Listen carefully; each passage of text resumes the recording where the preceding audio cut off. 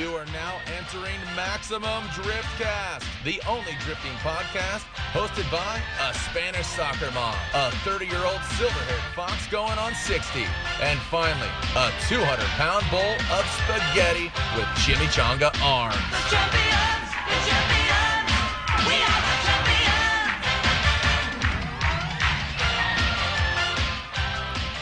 Welcome, boys and girls, ladies and gentlemen, hombres y mujeres, señoras y señoritas.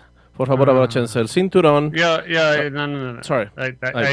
I really wanted this to be a good intro because we haven't done this show in a long time, and we're back for the big game this weekend, and I just want a good, clean, nice intro. Perfecto. Let's do that. Okay, go ahead. Welcome, ladies and gentlemen, to Maximum Driftcast. We're back. It's November the 17th. It's 90 degrees. Nope. They don't need to know the date. Corey, you want to help? Hey, everybody. Welcome back to Maximum Driftcast, man. Yeah. I like that energy a little bit better. This one? This one? I think we're closer. We're closer. I got one. Ready? Hey, everybody. I want to welcome everybody to Maximum You. Yeah. All right. Wow. Yeah. That feels good. You know what? That's you, Sam. You, Paco. Oh, thank you. We're Thank you very live, much. everybody. Wow. We're back. We're not live Yeah. now. Well, if you're listening to the podcast, we're not live on the podcast, but we're live now if you're watching live on YouTube. Yep. But if you're listening to the podcast, hi, everybody. We missed you guys. We've been watching you guys. Yeah. While you sleep. While you sleep or at the racetrack. Bathroom time. Yeah. Take a little pee-pee break. Guess what? We're there in spirit. Yep, and we're watching your gentleman time too. When you're home alone, you think no one's watching, and you would just, you know what? You Google stepsister stuff, and guess what? We see that. We see when you do that, and It's gross. You need to stop. Just kidding. That's natural. Corey, it looks like you found that background of that photo of me after my last girlfriend broke up with me. And you can see the face there. That is the face of a man who had been broken up with recently. Oh. You're wearing a scarf. Yeah, that was my scarf Dude. phase. I've never been so sad that I had to wear a scarf. Well, your neck gets, you've never been The true. tears. It's the only thing that dried all the tears. You're incapable of emotion then, Corey, because real sad people's necks get cold. And you clearly don't know what that's like. I've never experienced sadness before in my life, Sam. Yeah. Oh. So let's give a little, let's say that no one knows what's happening with this episode yet, and no one knows the time or the place.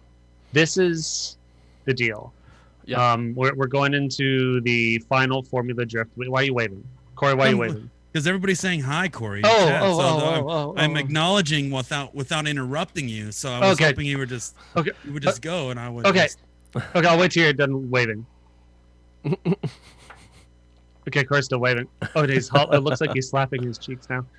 Okay, well, he can keep doing that. What I was going to say was, so early in the year, 2020. The year is 2020, and we did a joke, and I said that this is the year that drifting dies. And clearly, drifting sucks. And that was just very weird and prophetic that we ruined drifting for you. But not really, because drifting has been really awesome. These double headers have happened. We unfortunately have not done a show since after Texas, and that was the last double round, and we're about to go into Irwindale because I'm going to be bringing a bunch of wine with me. Fuck you, Jim and Ryan, and Jared. Fuck you too. I'm bringing a lot of wine and a Camelback, and you won't be able to stop me. I think it's Andy Luck, the one you have to be worrying about. I'll fucking jump on his back, and he's like, "Where's Sam?" And I'm going to be hanging from his back, drinking my wine from a Camelback, and I'm going to say, "It's Irwindale now, bitch." And then that's yeah. I guess I might not be allowed to go now. We'll see. We'll see. Banned for life. But yeah, we usually like to do a very special talk to a couple of people before we go into Irwindale, and we're going to do that for you on the special day today. Whether we could talk about how we're sorry we haven't done an episode, or that Corey feels really bad for all the bad things he's written about all of you guys on the internet, and then Paco could say like whatever in Spanish. It's probably racist. We don't know. Yeah. Like, I never know what he says in Spanish. Like at the beginning of the show, it could have been anything, and it could have been very nasty. But yeah, you guys just want to hop into our first guest, Mundo? Let's bring him in. All right. Is he any good?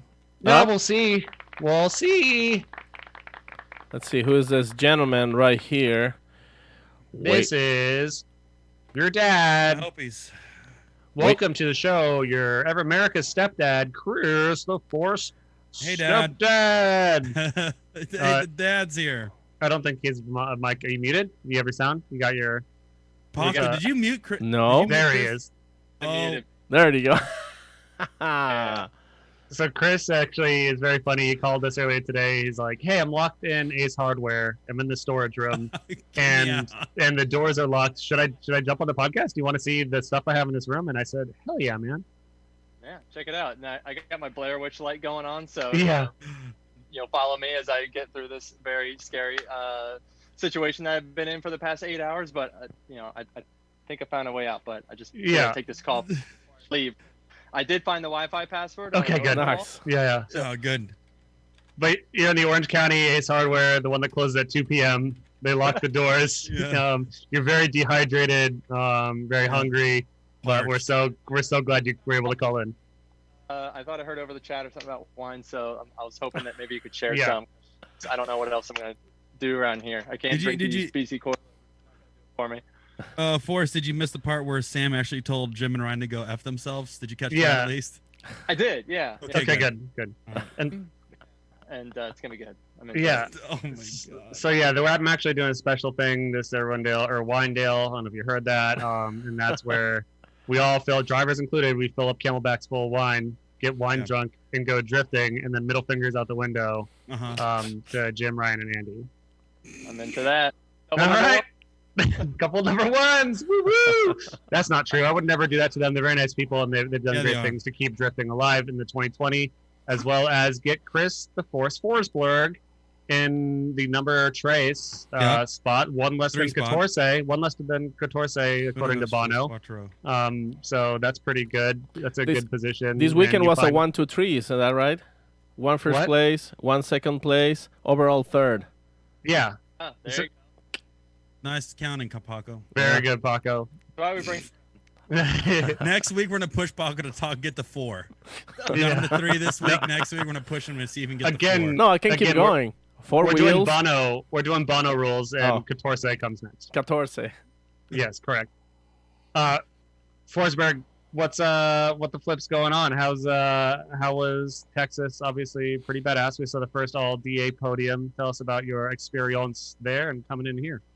Well, it only took us 17 years to figure that one out. A lot of us are still working on it. I know. While it's happening, we're like, did it seriously take us this long? Like, at least we didn't quit before. Yeah. God. That was kind of pathetic, but we knocked that one out.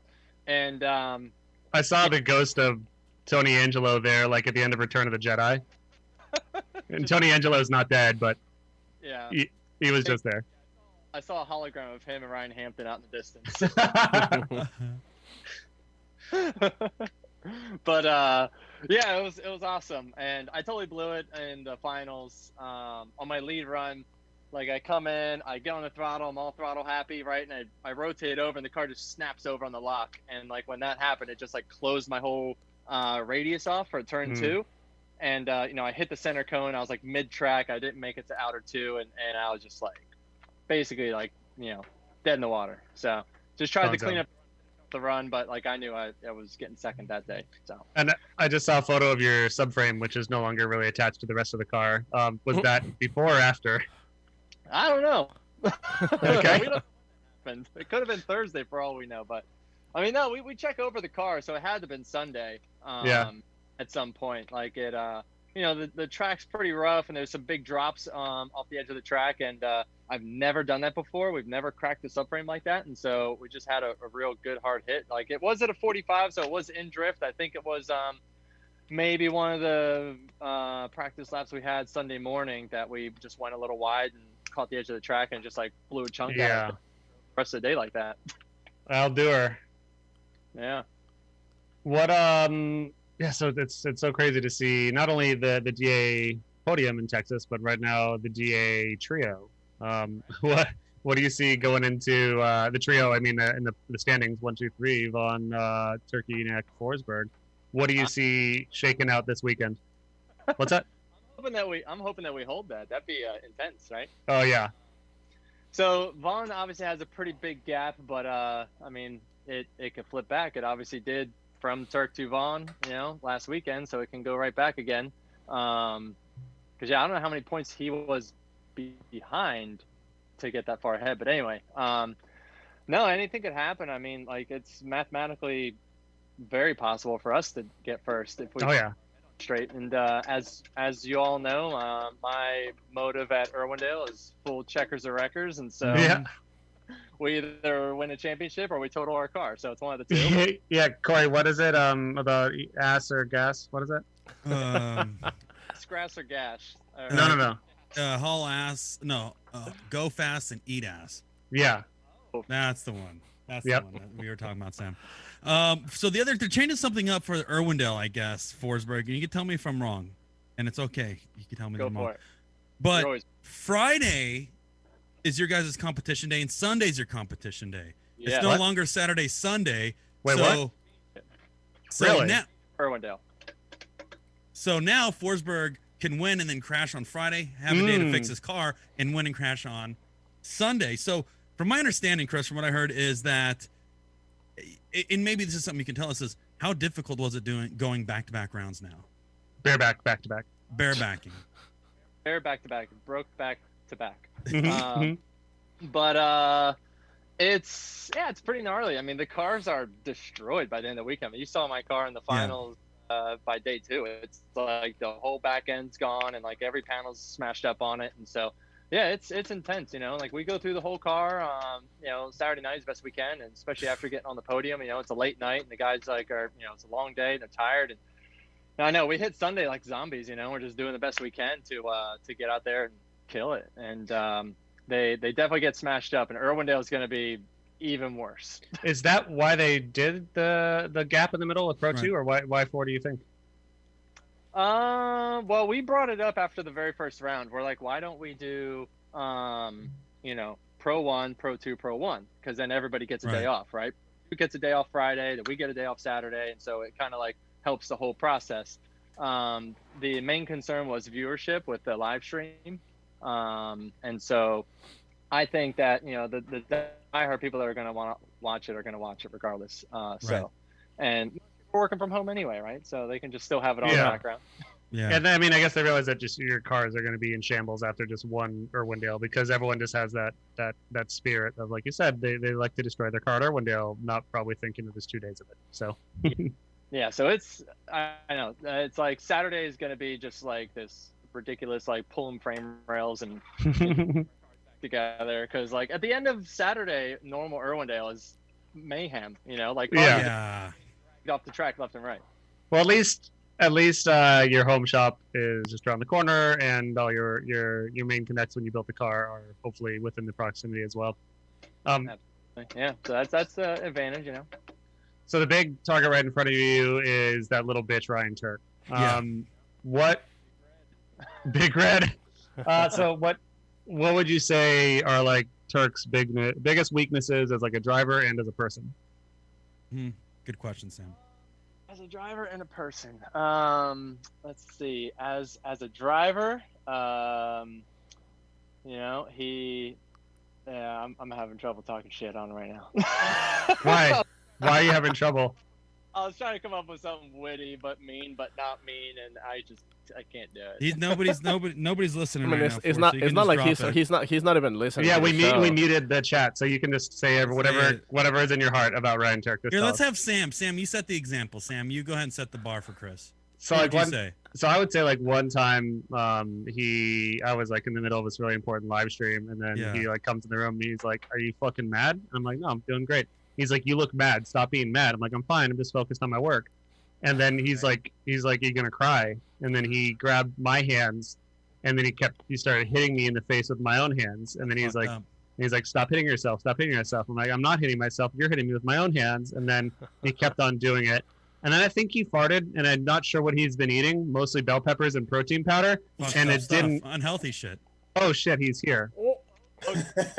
God damn What it, the hell? Sam! You fucked up. You messed up my next question because I was gonna ask you. That was a terrible joke, though, Sam, because I brought you White Claws to your dumb live stream that you were doing because you were so stressed out and you needed a drink. And That's the a fact bro that move. you think that I'm an alcoholic that just requires White Claws to de-stress really says a lot about our friendship, and it says a lot about you as a person that you have a 12 or a White Claw that you just give away for fun. That's fucked up. Condoning Sam's alcoholism. Yeah, I That's hope what's you're happy. happening. I drank that whole thing. I Oh, must that's go- messed up. We're gonna have to put Sam back in rehab for the 4th time. Yep. This is messed up. You drank a whole variety pack? Yeah, like in a day. That's not hard. Nah, No, It's not hard. it's I just the must deal. go to the intervention. it's hot in California. I mean, So Cora Forsberg, we'll wind down with you. I hope you get out of that Ace Hardware store. But while you're both here, Oh, while you're Sam, can I interrupt you real quick? I just Yeah, want to yeah. get. Can we get a raise of hands? Who was invited to Tuerck's wedding? Anybody? I was invited, but then uninvited. Well, anybody go? Anybody went? Sam, did you? No, I didn't. Anybody went? I didn't go because I think I already said it on the show. I got invited. It was very nice, very Yeah, beautiful. okay, I was like- I guess I don't feel as bad because It was more fucked up to be invited than Well, than uninvited Corey, than not invited. Corey and Paco definitely were not invited, but Yeah. Sam and Chris definitely were invited. That's fucked Yeah, up. but then That's a it's like lie. it was a nice invitation on like some thick cardstock, and then Oh, then I think- I had to cut you guys off. I heard you Well, guys had COVID. that's yeah, fucked but up. I think I already told the story on the show. But let me just say it while Ryan Okay. and Chris are here because it'll be fun. And then he sent me a text message that said like, "Hey, so this sucks, but like we're gonna have to like cut it back to just like family and like 1 or 2 close friends. We're so sorry. We're gonna have like a big party with everyone, after this bullshit ends." And then so sorry to all those people. Blah blah. Obviously a copy paste message. So then I responded, "Man, that sucks for everyone else. Real pumped to still be there, man. Appreciate it." Yeah. And then Tuerck took like 24 hours to respond, and part of me really hopes that he was really nervous. But I think I missed that text altogether, actually. oh, cool. Yeah, I'm Cool, gonna invite Sam to my wedding just so he can come up and take pictures. So I'm gonna invite him as a friend and be like, "Oh, Sam, where's your camera gear at, dude?" Like, cool. Yeah. And Really? then they'd be like, "Oh, fuck. No, you didn't bring You're it? supposed to be working. You didn't yeah. bring that." Well, what do you Cool. mean? I Yeah. get it. See, that's what happened. So Tuerck found out you weren't bringing your camera gear, and he's like, "Well, fuck Sam then." Yeah, that's true. I know, that was another lobster I could eat instead. Yeah. Oh man. I was gonna say before. Obviously, you guys haven't talked since the big comp is coming up. You guys don't want to jinx each other, and I know that your relationship has been kind of strange now that you guys are both in the championship lead. Usually, it's Forsberg in the lead and Tuerck just sucking ass at the bottom of the 32. So it's pretty weird to have you guys both here. So yeah, I don't want to force you guys to say any mean words to each other that you would normally say. But I do want to say.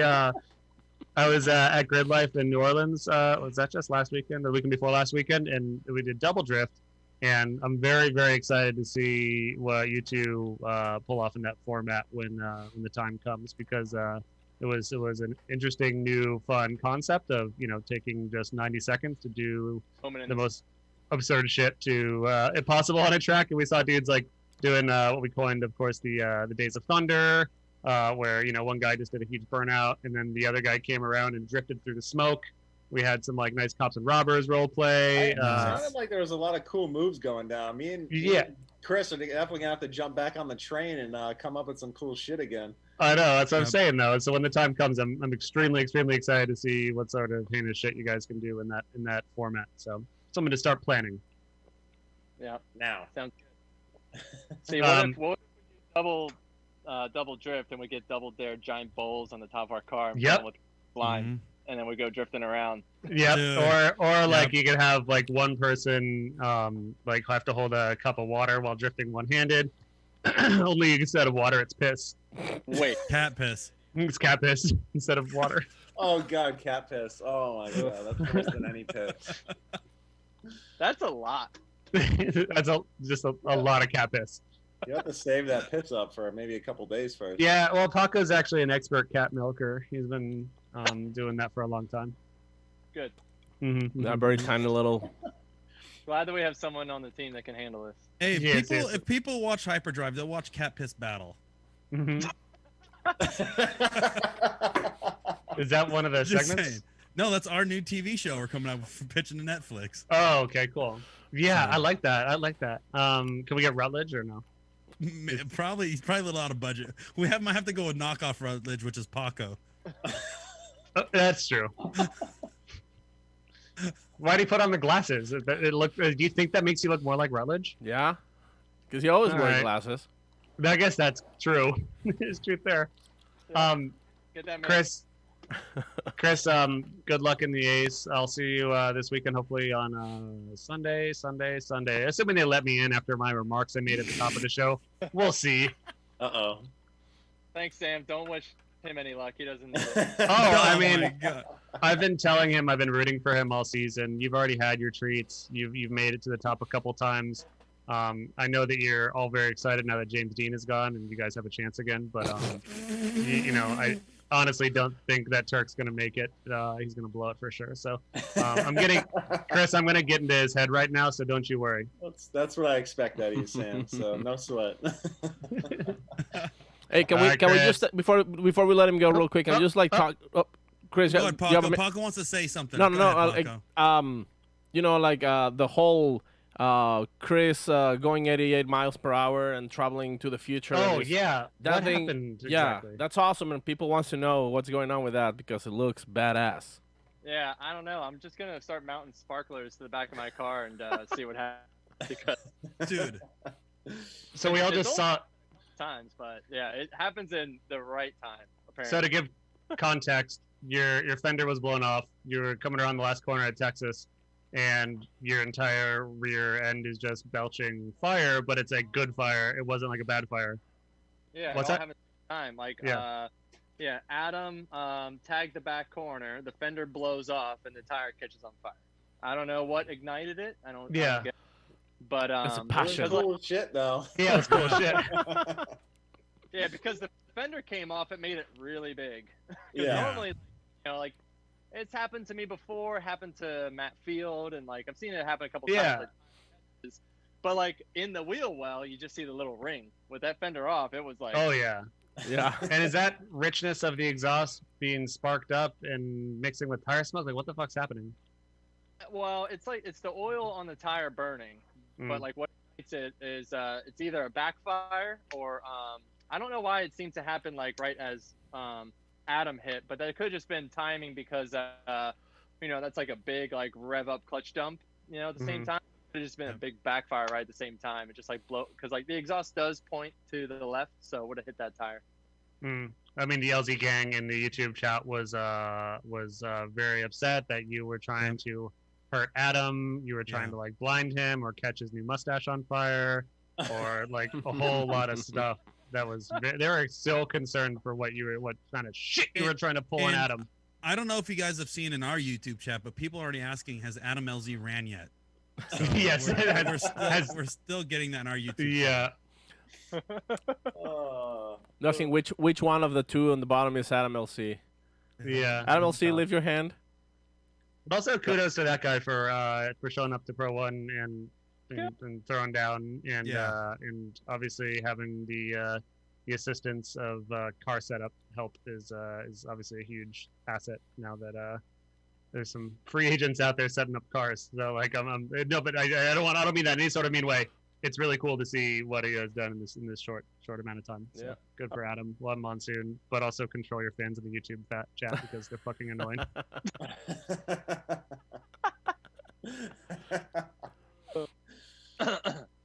All right.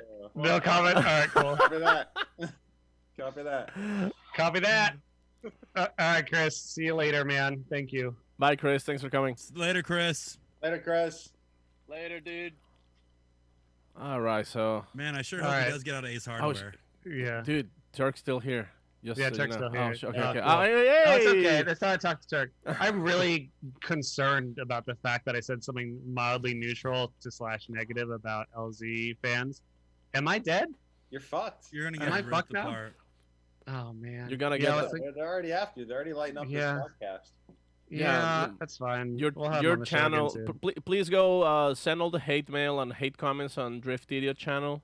To you Ryan know? Tuerck channel. My channel's dead. Ryan Tuerck has a flourishing YouTube Yeah. sub. All but the Judd videos, if we can get all LZ's guys to comment on the Judd video series, Go watch it and leave some comments on it. Yeah, Ryan Tuerck my name is Ryan Tuerck, and I fucking hate Adam LZ and the LZ gang.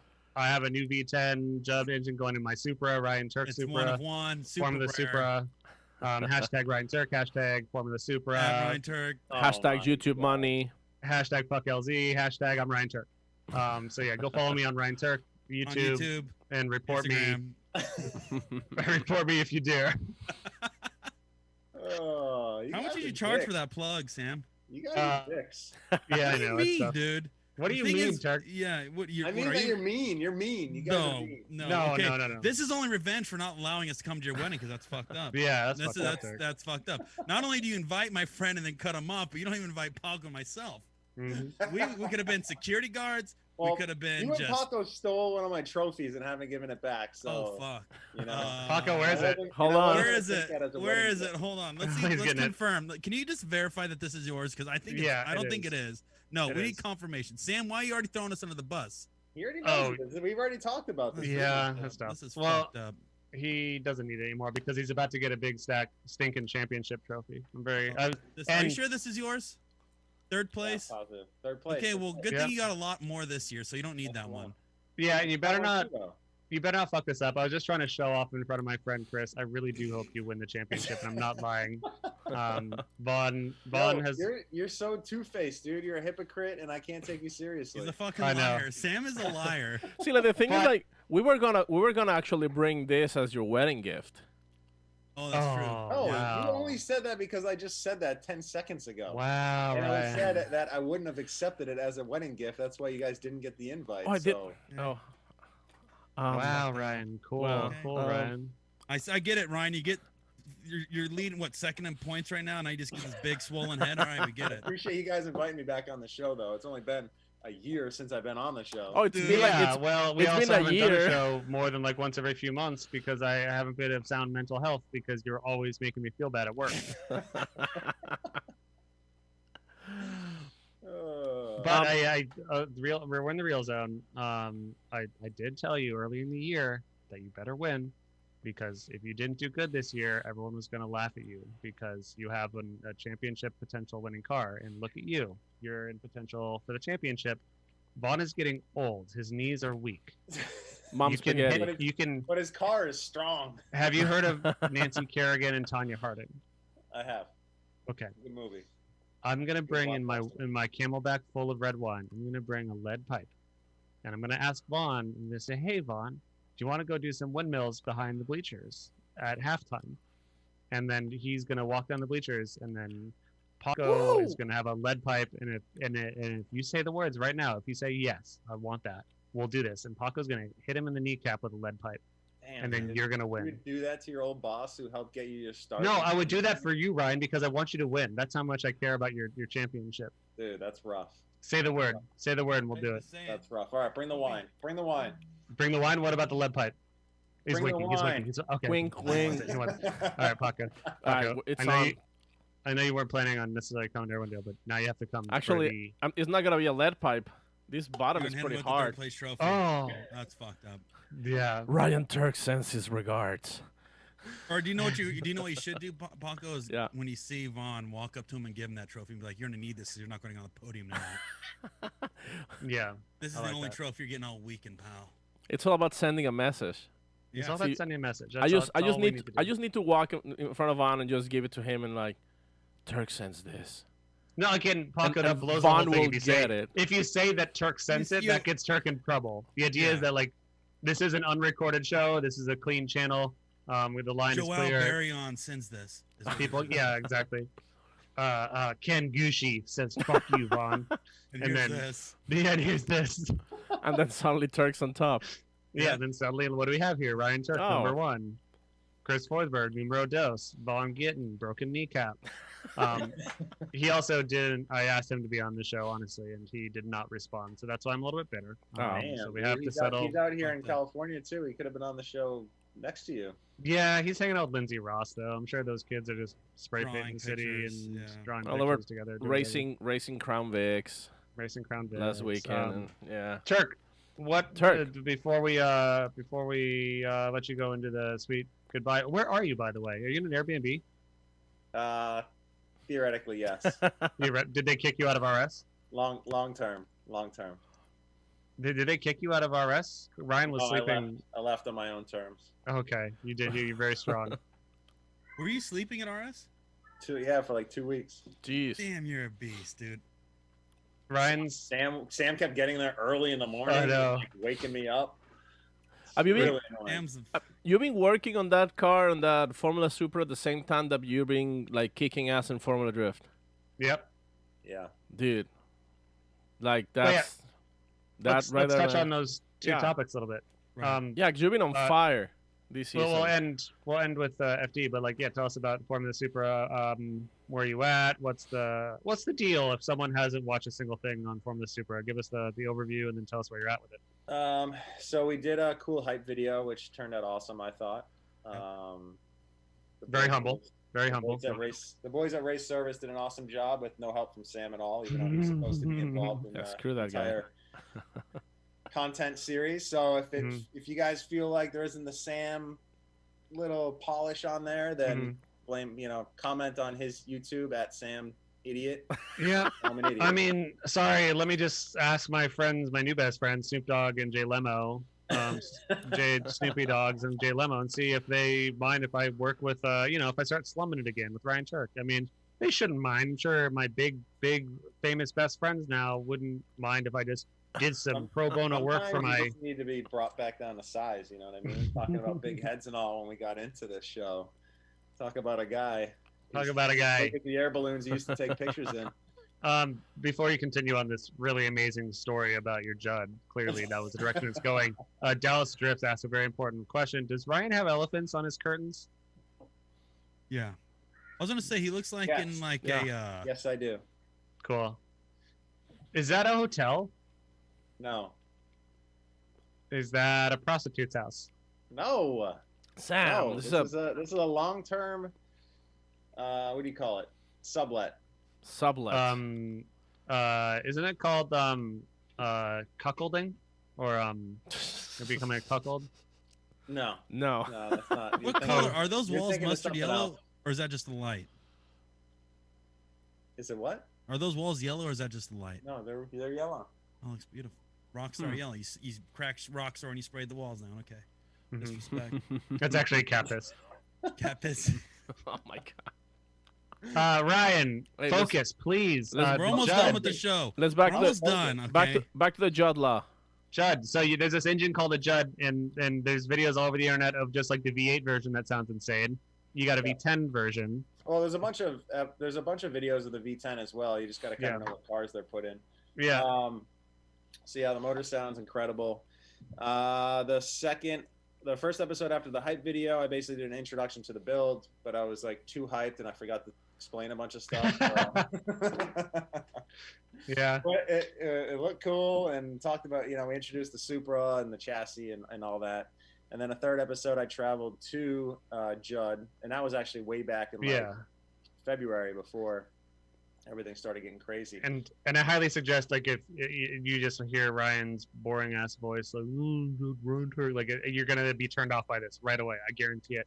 But if you just go Google like Judd, or even God damn you if you have to do it, like watch one of Ryan's videos and just listen to what this thing sounds like. It will get you pumped. And like Ryan was trying to kind of. We're talking about this long ago about like, how to maybe potentially follow up something like the GD 4586. And it's like, Ferrari motor in a 86, it seems like such a simple formula. And it's like something about like the Judd and the Supra doesn't really have like as much mass appeal as maybe like a Ferrari engine in a Toyota. Right. But like then you hear it and everything goes out the fucking window, because once you hear what this thing sounds like, you're like, oh, like I'm getting chills thinking about it. No joke. Like this is the car dork in me. I'm like, this is what it's all about. Like when this thing is done, it is going to sound like the Ridiculous. fucking devil. Like it is going to be wild as shit. And that's what's so exciting about this build. So yeah. One of the things that's crazy, I think, Ryan, you explained it in one of your videos. There's a Yamaha involvement in that engine. Is that correct? Yeah, they had like a development deal with Yamaha. So I think Yamaha licensed there, and I could be wrong about this, but this is kind of what I get from what I've read online, so a little bit of an interpretation here, that Yamaha kind of licensed the Judd engines and then developed those for their own F1 program with I think Tyrrell and some other teams as well. They unfortunately didn't have the best track record, but they did make some really cool innovations in Formula One back in those days. So. Well, they also did probably one of the reasons why the 2JC and 1JC engines are so good because of the Yamaha involvement as well. So yeah, I mean, Yamaha had involvement in so many different engines, and they even had their own Formula One engines before they got involved with Judd, and yeah, they've had their hand in what the Ford SHO back in the day was like. I was gonna bring up the Ford Taurus SHO. What are the that cars? was so odd. I remember a friend of mine had one. And I was like, what the hell is this Ford Taurus? I was like 16. He's like, oh, this is the SHO. I'm like, what does that mean? He's like, it's fast. And I'm like, oh. Yeah. He's like, it's got a Yamaha head. And I grew up racing dirt bikes, and then that's all that meant to me. You need to. Yamaha head, that's crazy. Has someone fucked with that motor in a drift car? I don't know reliability or driftability. The SHO Yamaha motor. Ooh. No idea. Call one of them YouTubers. Yeah. Now that Turk just passed 100K subscribers. Adam LZ has decided to let Turk lick his shoes. If you think about it, before LZ was basically the most famous drifting YouTuber, Turk was probably the first YouTuber drifter guy. Yeah, would you think? But he was doing like the vlog content and more just like awesome Turk content, which was like it really set the scene for honestly what I would say is like the bigger drift vlogger or any vlogger. Well, yeah, but what I'm saying is like Turk probably paved the road for drifting content on YouTube. Absolutely. Maybe from a lifestyle perspective and all that. Yeah, which I mean it's cool because like stuff. Yeah, like I think like a lot of people likes to think like, oh, Adam, like he's the first one to do it. It's like, nah. No, like that was the thing though about Turk though, is that it was like a higher budget, higher concept than just like a daily or weekly vlog. And that was, one of the things that made it successful. But like, you couldn't just go do Turk again now easily because it did involve more time, more money, more people. It was tough, dude. We didn't have the budgets weren't even that big, but they were just big enough to get crap done.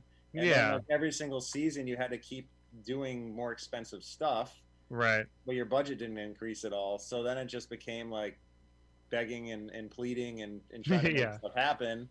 And then we get to the fourth season and we're like, well, that's it. We're out of ideas. We need more money or we can't do the show anymore. Yeah. But then thankfully, in a certain way, thankfully, there was a reset that occurred. And now it's just like everyone likes watching 20-minute videos of you literally only installing one piece of thing on the car, like an exhaust or I mean that's what these daily not you don't have that star power, but like LZ or someone else like does like puts an intake on and talks about it for 20 minutes and like that's a couple milli.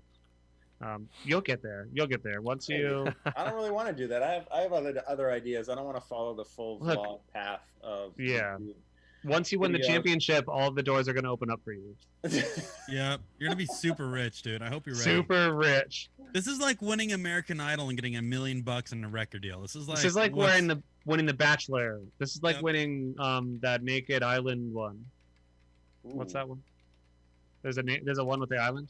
I already got married. I don't need to do any of that. On an island? There's an island with naked people. Naked Survivor. Yep. So naked and afraid with no vibrators. Okay, Turk, you need to watch it. That's Strike one, Turk.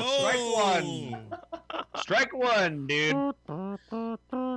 Turk, and then finally, we'll definitely have to do a big breakdown on Mr. Judd, and don't fucking worry, Turk. I'm almost done with my current workload.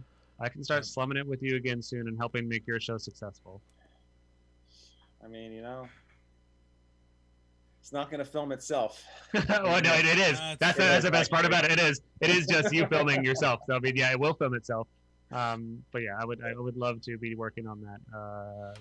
Than the cool things I'm working on. Other not that, but yeah, I would love to help when I can, and I am very excited to see. Either way, I just want to hear the car go.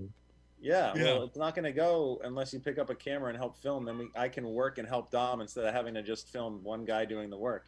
Okay, here's the deal. For every 1 hour I spend filming you, you have to spend 1 hour working on my S14. That's a shit deal. I don't know. It sounds good to me. No, I just already came to realization that I know Sam will never ever film me ever again. So I'm already. I'm already. Oh, okay, Sam, you got yourself a deal. I'm already over it. Sam, you have yourself a deal. Let's have a 12-month binding contract on that said deal. Okay. And then I have up to 6 months to. You're gonna fucking leave LA. You're not gonna come back, you piece of shit. I'm gonna have up to 6 months to resubmit a new contract that you can take or deny. It better be monetary and it better be very high, or you can just have Dom build my car. How about that? No, that's you not can the pay deal I'm Dom. talking about. Oh, what deal? We'll take this deal for now, but I have up to 6 months to change the deal. That's a really shitty contract to sign by signing a contract that says you're allowed to change the contract. That's a pretty good contract. Under agreeable terms, though. It's under agreeable terms. Yeah, we'll see. We'll discuss this off air, but either way, you're gonna build my car whether you like it or not. You're not gonna do that shitty job you did. Actually, do you know what? Don't let Tuerck build your car. Yeah. Don't let Tuerck build your car. Okay. You need Steph to build your car because it's obviously doing something. Yeah, Steph. Can you get Steph to build my S14? Yes. That should be in the renegotiation. I cannot. Maybe the Driftcast power can make it happen. Huh. Yes, that's true. That means Paco's gonna work on it. We gotta talk about FD just for one moment before we let you go, Tuerck. FD going in, this is your most successful season yet. Very happy to see you up here. Wait, Corolla. I had a successful season in 2009 and 2010. No one remembers everybody was just the baby. You know that was like 12 years ago. What car were you driving on your most successful seasons? The Retax S13. Pontiac Solstice. You were going into Irwindale in second place in the Solstice? In 2009, yeah. And then Chris beat me by 4 points. Oh, well, I don't care about that time. I do. I wasn't in drifting at that time. To me, nothing come exists to find out, in prior. 2009, I think Forsberg and Tuerck were the only two drifting in the series, so there's only first or it second. was always it was those two, Nick Hogan, Hulk There was Hogan. that two-time champion named Tanner Faust. He was in there. Never heard of her. That dude Vaughan Jr. Never heard of her. What happened the past 10 years? Where have you been? I've been around.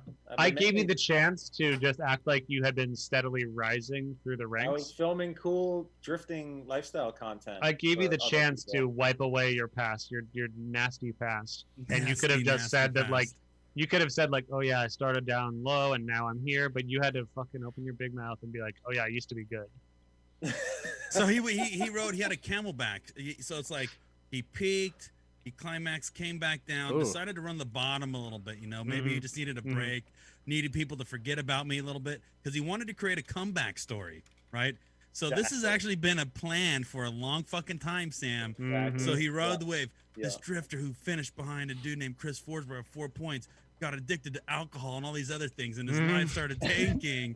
And now he's digging himself out of the trenches to be leading the points for 1 or 2 rounds, and now he's sitting in second for complete domination. Is he going to make it, or is he going to get addicted to alcohol again? Is he going to get addicted to alcohol again?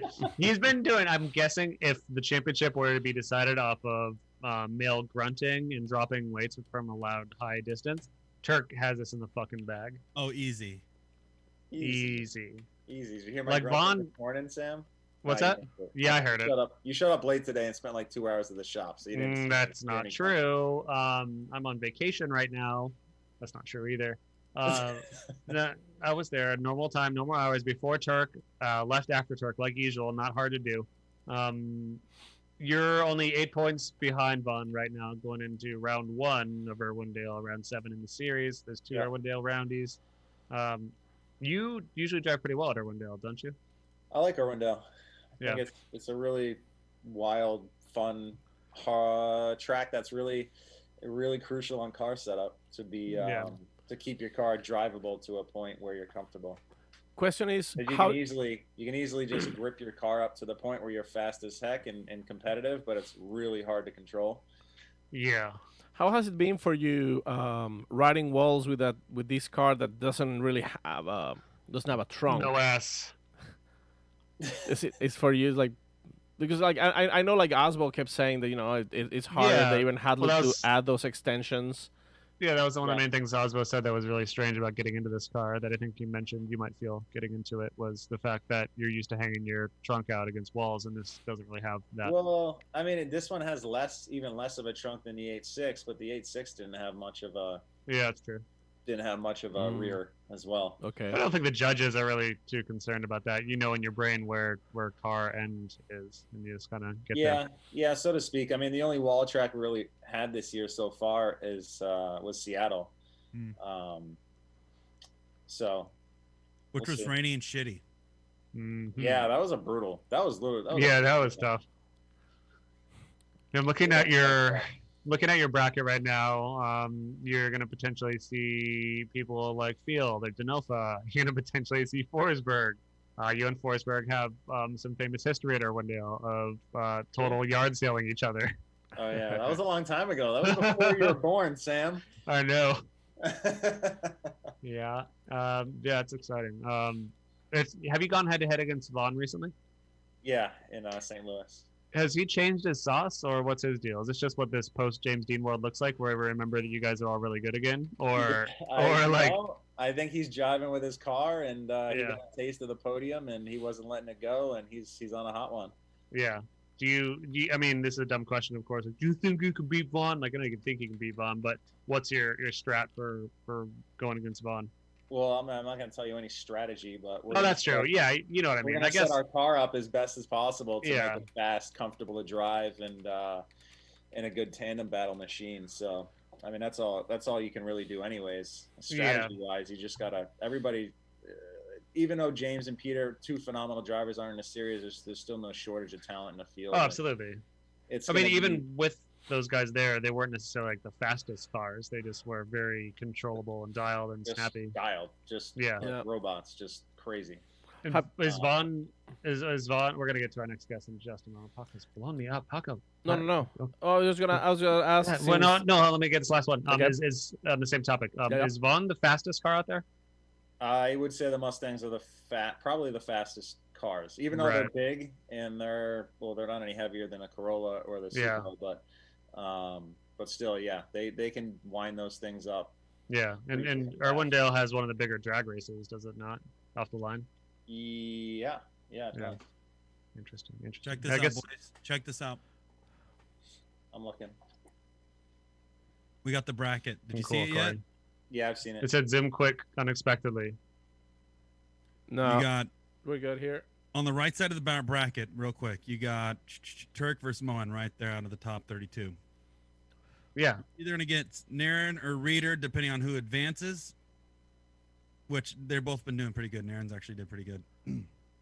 After that, on that side, you got Masayama Field. You got Denofa. You can go against Denofa up in the top 8.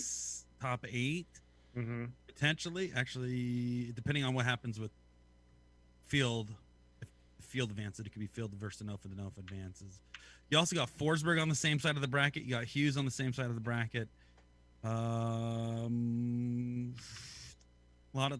It's a stacked side, but on the left side of the bracket, getting Pollock, Yoshihara, which I heard Yoshihara's car is still fucked up from Seattle. Oh yeah, I talked to him last Grid Life Midwest, and he said that car and himself were pretty not good. Rumor is he might have a new car for next year. So that was a rough go for sure. That was a Supra, LZ right? Gets a Byron, Odie, Osbo, Kearney, Gucci. So left side of the bracket's really stacked, but they're both equal. I know, we say it all the time. It's like each battle gets harder and harder, and it's like you look at this and it's like, I don't know if you can pick a side or it doesn't matter anymore. You can't pick a side. It's just, it is what it is, and this is how Formula D is. Especially, I think it's great that it's split almost evenly with talented drivers, and it's so randomized now. And I don't think me or most of the drivers understand the formula. Do you understand the formula for it? No, I still have no freaking idea. Yeah, you just show up and you drive, and that's just what drivers do, and it's whatever. You know, it's like I really want to understand the formula of what the fuck goes into qualifying these days, but. Well, we'll figure it out at the end of the season or after the end of the season. I mean, whatever. Just they're letting it roll, and it's you know. But most drivers gonna battle. And in what area of the bracket, so it is what it is. Most drivers What we've seem been chill dealing with with all it. year so far. Yeah, most drivers seem totally okay with it. And do you miss qualifying? No, because it was so. I mean, honestly, it's like nice. I don't like the way they're doing the number pick because I feel like there should still be a warranted performance on the Some track. skill-based get you thing. something. Yeah. But I like it honestly still better than doing a Friday qualifying day because it's so long and drawn out, and I'm more nervous during qualifying than I am during you fuck up your car, you have to have your special qualifying setup, you do well, not only that, you get 12 laps for Thursday practice and that's it, so then you're having to set your car up for qualifying and tandem. Yeah, and qualifying setup can be drastically different depending on the track. 100% is. Yeah. So are you saying you want something changed for the pill draw to benefit or reward, not benefit, to reward the better performing drivers? Is it? Do you want a higher qualifying spot? I think it should. And I'm saying this because I've done so well, right? So I'm gonna. Easy for you to say. Oh, don't tax the billionaires. I like to see the pill, or see it populated by what your finish was the previous rounds. Yeah. So what if you break the pill draw up where it's like you have 1 through 16 in one, and then in 17 through 32 in the other, and if you finished in that lower bracket, you pick out of the higher pill numbers. But if you're in top 16, you pick from the top 16 bracket. I like that, Corey. That's good. I think that's cool. That would be a way to. That I haven't been able to figure out this year is since we haven't had a full 32 car or a full even beyond a 32 car field, what would happen with 34 to 36 to 38 drivers with the qualifying the way it is? Mod Russell. I think what they were. I just think they might cap it at 32 and just be done. I don't know. They have Fat Russell. Yeah. I think at time, especially if they go back to qualifying, like they're already trying to like constrict the time. Where I don't think they want to do a 39 or 42 car qualifying. Like if they just lock it at a 32 and say first come first serve on registration or however they do it. That would kind of suck though for drivers. It would suck. Guys that are all getting their license, and it's nice to have a more stacked field of drivers and talent and everything too. So I feel like it's kind of limiting the professional ranks, you know. Well, the good news is that no one up and coming is very good or very brave or strong or handsome. Well, imagine this. Imagine Sam. Imagine going to like do a pill draw next to Tuerock, right? Dude. You go up there, Sam. You just traveled from California to Florida to compete in Florida, right? You pull up in your trailer. It's like, all right, Sam, go ahead and pill draw. And you pull out a 37. They're like, all right, Sam, you got to head back home. Corey, I'm trying to segue into the Sam next pulled a guest. 37. Fuck, No, guys. Corey, All right, just send the trailer back home. Corey, I'm trying to do the bit. Look at Facebook chat. Okay, guys. Right, okay, so if you're a fan listening, don't listen to this. Don't listen to this talk. I'm gonna don't listen. If you're listening to the podcast, stop listening. I'll let you know when to start listening so there's again. nobody up and coming. That's right. There's no good drivers that are coming. Okay, hold on. Let me wait till he's in. Hold on. No, hold on. Coming. Says connecting. Don't listen yet. If you're listening, if you're a fan of the show, stop listening right now and don't listen to me. Oh, as I was saying, Ryan Tuerck, there's no good new drivers that are good at driving that are going to be potentially moving up into Pro 1. And then Jonathan Hurst comes in, who's the Pro 2 points leader right now, and that's the joke, everyone. Wow, Sam. Joke, Sam. Terrible lead up, terrible timing. That was the fucking worst. Corey wasn't paying attention. I just wish Sam would show up enough to the event, pull pill 42, and they just send him the fuck home. Well, I always do pills. I always do pills at FD. I'm usually on ecstasy, ketamine, Adderall, Sadderall, Madderall. Guys, Sam, this is Jonathan's first time on the show. Behave. He's not gonna want to come back. Jonathan, welcome to Driftcast, where we endorse hard drugs, risky sex, and Ryan Tuerck. Oh, then I should. I don't condone those things. Oh, okay. Ryan, bullshit. And we brought our thug Ryan Tuerck to tell you how it's going to be. Ryan, tell him what's up. Yeah, tell him how it is, Ryan. Tell him how it is, Ryan. What am I telling him how it is? How awful. Tell him the struggles of what it's like to be a Pro 1 driver and to be on this show with us over the past 4 years. It's fucking being tough. on this show with you guys, you just got to laugh at all of you because it's so funny. It's tough. Can't take you guys seriously, even Sam's demeaning, hurtful comments. You just roll them off your back and laugh it out. Tuerck, I get it. Okay, but can you just please tell him what it's like to be rich and being rich off of Formula Drift? Tell him. On YouTube money. You can rent a sublet in California. That's pretty fucking cool. Okay. See, I didn't want to. I didn't think we were gonna go that far. Sorry, Jonathan, but. Oh, I'm sold. I saw the Drift and Famous, dude. Yeah, so Jonathan, we invited you on the show as an intervention, and we brought Ryan Tuerck to show you what a sad, broken man it is like, what a sad, broken man looks like at the top. So it's like, whatever you are looking for from drifting, look at Ryan Tuerck right now. He's at his best. He's at his best right now. Cream Now of the look at crop, him. dude. You need to make some hard decisions. I have a feeling after this, we're going to do another Camelback where Ryan's going to start getting, falling on the backside, waiting to build that story up for the next 10 years. So 47 years old, Tuerck's going to come back and try to get. I got 1% left, just so you guys don't think I left the chat. Okay. Talking shit about me. I got 1% left. Or instead of the Camelback, is he going to just kind of like dip on down to that camel dick? And then that camel shank. Yeah, and then he's going to kind of go right back up. Yep. So we'll see. From 6 to noon. Jonathan, before Ryan rudely leaves us, do you have any quick hits for Ryan Tuerck? You can say anything you want to Ryan right now. Yeah, anything. You can say fuck you, Anything. No, I just want those yellow walls. Yellow walls. The cat piss. Yeah. Cat piss walls. I'll get you the paint code. Cool. Awesome. All right, Tuerck, thank you so much, man. Appreciate it. I'll see you tomorrow. Oh, God, I hope I don't fucking see you. Do not show your face around my office tomorrow, Tuerck. I'm gonna set my weights up right by your desk. And, that'd be cool. I gotta say this real quick before you go, because Scrub Status Racing in chat goes, "Oh, Ryan's using the good 1% left." Yeah. Like, oh yeah, guys, 1%. Whoa. Looks like I gotta go. That's okay, Ryan. We'll just wait. Okay, you know what? We'll wait and see when your phone dies. We'll see. Okay, cool. No, it's not my phone. It's my desktop, and that's fine. All right. Oh, your desktop? Oh, there it is. Oh, he looks like his desktop. The 1% of his desktop. Wait, hold on a second. He has a desktop that runs on battery power? Yeah, that's I get a first. It Okay, he's a mustard. It came from in the sublet. His desktop came with the sublet. He's a elite gamer. I think I've seen him turn it off. Yeah, he's a elite basically. gamer. It's a battery powered desktop. Well, I was just about to offer to send back his trophy, but I guess we won't find out until next year. So we just we started the show with Forsberg, number 3, big whoop. Then we moved into Ryan Tuerck, number 2. A little bit bigger whoop, but still a piece of shit, obviously. He is a number 2. Yeah, and then now we're talking with numero uno himself, Jonathan Hurst. Welcome to the show for the first time. Appreciate it. So, have you ever listened to the show? Oh yeah. Okay, sorry. All right, guys. New plan. Okay, I didn't know. Okay, new plan. Okay. Yeah, I'm actually surprised Corey's on here.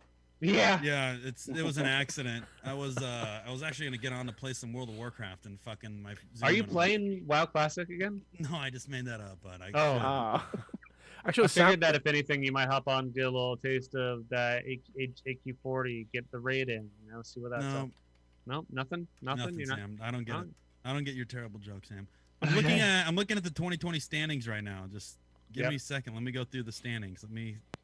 Yep, this is Corey's segue because he is very embarrassed about World of Warcraft and how he used to play a lot. So now he's just looking. He's going to start reading some random statistics off the internet. Jonathan Hurst, so before we kind of get we've been talking to, I don't know if you've listened to the first bit of this, but talking to Forsberg, talking to Tuerck about what they're doing and the big adventure coming up for them. But just because we haven't had you on the show before, give us a little bit of a background. Right now, you are the Pro 2 points leader, but this ain't your first venture in Pro 2. Give us some background. Just from Western Kentucky. Been in Pro 2 for 3 years now. Got my license through Midwest Drifting Union in 2017, which was kind of the last time that really was a series versus these shootouts.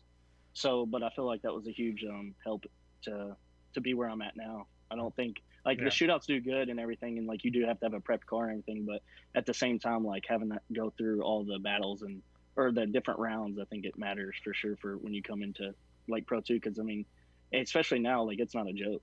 There's people all over the world coming to Pro 2, and I think it's just a competitive, maybe not as Pro 1 because of the budgets and stuff, but there's still a lot of drivers coming from all over that just want to win as bad as everyone else. Yeah.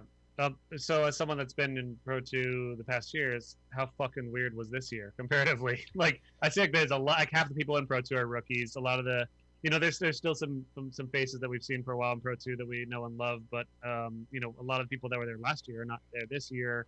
And yeah, how was this weird fucking year in Pro 2? It's actually been pretty crazy. The no qualifying thing is kind of a good thing, but at the same time, like Ryan was saying, like I wish there was some sort of bracket or some sort of seating to put the drivers that are done better at the previous round, because I haven't had a top 32 battle the whole year. And then now that I'm leading the points, I have a top 32 battle. So basically, if I lose the top 32 battle, I'm basically you're fucked. Yeah. Damn. Yeah. And it doesn't matter, like the drivers in top 32. It's not that they're bad drivers. I mean, anything happens. Reliability of the car. So, but that's part of the deal with the random seed, though, is that you can get fucked right away in top 32. You can go against Dimitri, who's number 2 right now. Like you can go against. I mean, that's also the thing about. And I imagine it's pretty similar in Pro 2, but like in Pro 1, like 1, anyone in the top 32 can beat you, but 2, anyone in the top 16 is a real threat, not just can beat you. So yeah, it's kind of changed a lot. Like it's getting serious now. Yeah, before, like top 32, like the battles weren't like as good, but now like when you watch top 32, you're like, man, this is going to be a really good battle. I forget, has Pro 2 driven Irwindale before? I mean, with you, have you driven back in the day, like 2018?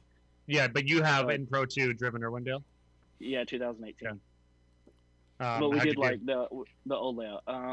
I qualified good, but in the competition, I hit Riley Sexsmith. Going into fucking Riley. He's honestly our least favorite Pro 2 driver of the show. He's really cool. No, I love Riley. Riley's. I remember that year. That was when Dylan Hughes crashed into the wall, and Travis Rader ended up giving him all shit. Yeah, Travis didn't qualify. Yep. Yeah, Travis didn't qualify that year, and then Dylan was in it, and then crashed right before, and they took all the parts off Travis's car. Yep. Yeah. That was very nice. Real bro move. By the way, Dmitry Brutsky is on chat. He's been talking shit all day. Dude, Has he? does. Let me tell you. Stop, man.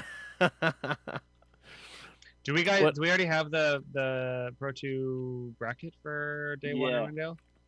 Yeah, it should be posted on them. I think it was posted on. Oh, we're just looking at it right here. Who are you going against? I'll tell you. I got Nick Novak. That guy's so easy. No, he's been doing pretty good actually. No, I can't. No, Yeah. I'm trying to. I think he's got Alec Hillebrand's old car. Yeah, Or no, Alex we did talk to him on the show once, I believe, and there's only so far you can go with the last name jokes, which is the trouble. Like you're set up right away with the easy pickings, like no bad. Yeah, like you're set up for Jared right off the bat. Yeah, and then like where do we go from there? There's nowhere to go. Now we take someone like Dimitri. Well, what sucks is top 16. So if I win top 32, my top 16 battle is Josh Love, and so he's third in points. He's a tough competitor for sure. Yeah, we went one more time in the finals at round 1. Look at this spicy Pro 2 bracket. 5, 6, 7. A lot of buy-runs. 1, Yeah. 2, 3, 4. And I do have to say that the design aesthetic of this bracket does give me eye cancer. 10, All the hexagons. It's a honeycomb bracket, which shows us the strongest tensile state. It is very challenging to visually decipher. Just give me that plain Jane Pro 1 bracket all day, baby. What do you mean? It was just as fucked up. Oh, I didn't see it because every time you've shared this screen, it crashes my Zoom. So I'm actually seeing it this time. I've just been looking at it on the Formula D website, where it's just a nice, simple, clean rectangles bracket. And so you got Kelsey Rawling with a buy run. All the top guys are on the same side of the bracket too. I think, like 1 through 6 is all on the same side. Yeah. So the points are going to get like shaken up. I mean, like it's going to be pretty quick to know like what's happening. And with a 4-round Pro 2, though, it's always kind of been like you have to win or do really well in every round. Like you fuck up one round and you're kind of out of the running, and that's how for sure. Well, kind of, but like the first year, I actually didn't qualify at 2 rounds, but I did good at 2 of them, and I got top 10 my first year. Yeah. So like it was kind of weird, because of qualifying, you could not qualify the round. That's true. And a lot of people was doing that. You know, we had like 32 drivers the first couple of years when I was in. So now we only have like 22, I think. Yeah. But you got second place in St. Louis this year. You got first place in Texas. Monroe, you didn't do as well, but still showed up. I think I got 5th. Yeah. Yeah, then did really well. I hit the wall. And but it looks like everyone hit the wall in Seattle because of the rain and all that shit. For sure. One of the sorry, I was gonna say one of the things that has very characteristic of from Jonathan's program, especially last year, you came up with like a whole breakdown how much it cost you to run Pro 2, and actually you came up with a very, very low number. Obviously, emotionally though, he didn't factor in the emotional strain. What was the number, Jonathan? I don't recall it exactly right Corey's now, asking for a friend. So actually, I kind of didn't want to talk too much about budget, and I will just because I kind of think it was dumb. But some companies reached out to me and heard that other companies didn't like the fact that I was showing how cheap I was doing everything, and I guess because other companies don't want to invest in someone that doesn't have much money. Mm-hmm. But my first year, I almost only spent, I think it was $12,000 or $14,000 total. So my crew guys were sleeping. We were sleeping in the trailer. I did have someone haul my car for the first 3 rounds there, and then Irwindale, I used just rented a truck and open trailer. Yeah. And then last year hauled it all in open trailer. Which for the record, you were also eating the other drivers' food. You would do these little sneaky. You would dress up. You dress up as the Achilles tire man or the Nexon tire man. Walk up and be and then be like, "Hey guys," and then walk over there and grab one of their donuts and then walk away. I saw that, and that is a good way to save on budget. Corey used to do a lot of weird stuff to try to get food. He would go to gas stations and stick as many hot dogs in his mouth as possible, and then then be like, one hot dog, please, and then the little Glizzy Gang. That's where we got the name Glizzy Gang from, Corey. Yeah. Well, last year we did actually a foot race in the parking lot for Achilles tires. I think it was 4 tires, and I won the foot race. Damn, man, Pro 2 is tough. Legs. Pro 2 is tough, baby. But I mean, the whole thing about the budget, obviously, at no point it's meant to say this is how you guys should do it. It's only this much. No. And sponsors, don't give people money because they only gonna need $10,000-$12,000. It was more like an exercise of what can be done, more than for sure. It was definitely not ideal. I didn't want to do that. I don't want my guys to not be getting paid. I wish I could pay them, but luckily they volunteer and they're my friends. So. And also you need to be the first round. Mm-hmm. Or I think the first round last year we only spent $1,200 because I won $1,500. Oh, so nice. because I bought the bare minimum tires. I only do 4 to 6 practice laps, just so I wasn't using the tires those first 2 years. Yeah, and I was actually using different tires in 2018 in the open practice because you were allowed to. So I was running other tires from a company that was helping me out. So. And Corey, let this also be a warning / enticing for you if you're asking for yourself and you do plan to compete at some point again. If you do make top 16 or anything that has an announcement ceremony with cars, I will be your umbrella girl and I will wear whatever you want. I want hot dog nunchucks. I mean, that sounds cool as hell. I'd do that in a heartbeat.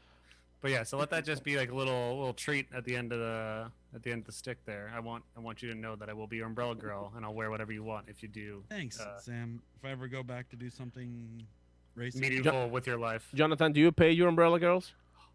Oh, absolutly. They get tons of money.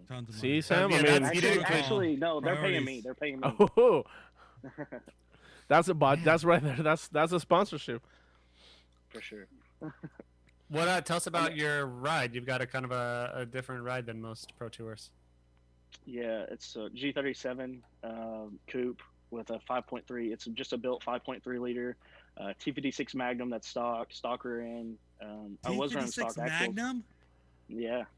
So the first 2 years I was running just T56 with straight cut gears, and I had a really good gear set in one of them. And actually at Grid Life I was following you, and or I think I was following you, and I grenaded the trans.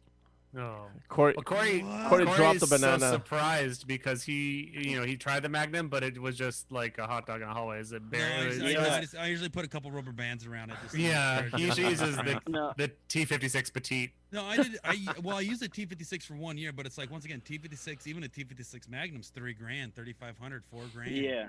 Well, luckily we got Trimic on board this year, and they've never done anything with drift, and so I haven't broke one yet. So we're running the new Trimic Magnum F.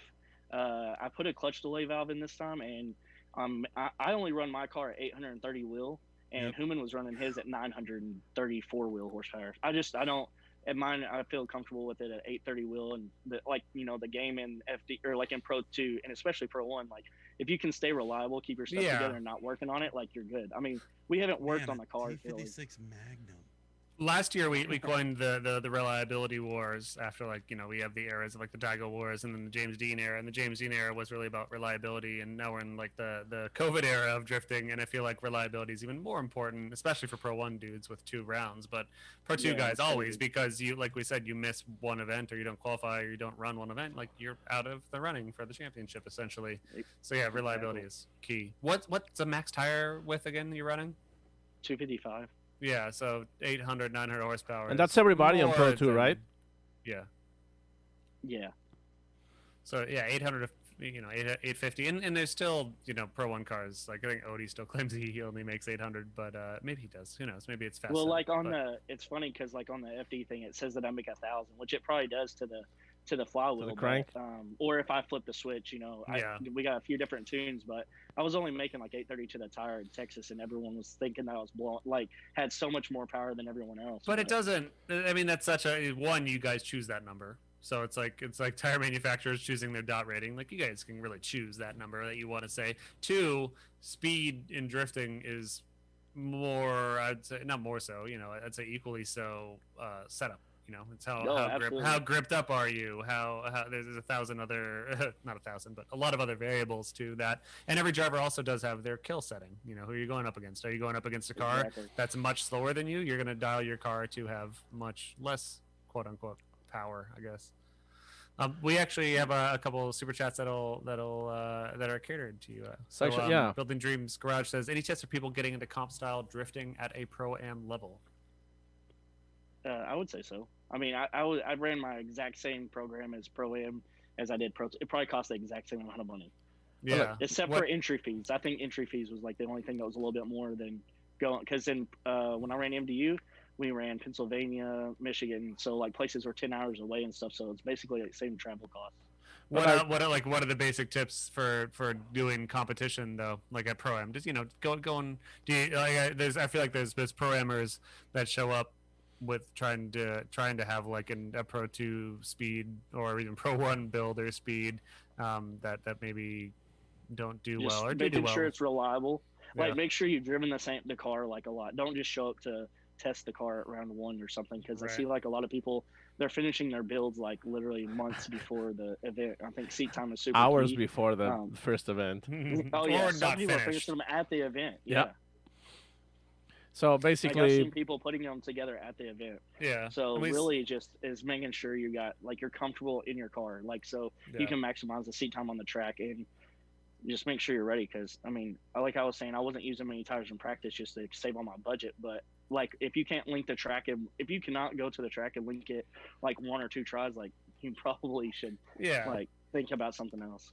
And I mean, we saw like Dylan and Reader get through Pro 2 and Pro 1, with at least the most straightforward and simplistic setups you can have is NA V8 in an S chassis. So it's like, there's no shame in running an NA V8 in an S chassis and getting there, because it is, go with reliability, get there, sure. and drive your car. So it's funny that we've been answering some form of this question the entirety of the show, and obviously the drivers have much more of a impact in their say than us mostly non-drifting bitches. But yeah, reliability, simplicity, and drive a lot are always the answers. And kind of like competition wise, when did you start competing versus party drifting? Like 2016, 2015, I did like a grassroots event, and then 2017, like I decided I was going to go ahead and run Pro-Am. But the thing was, like, my car was overbuilt.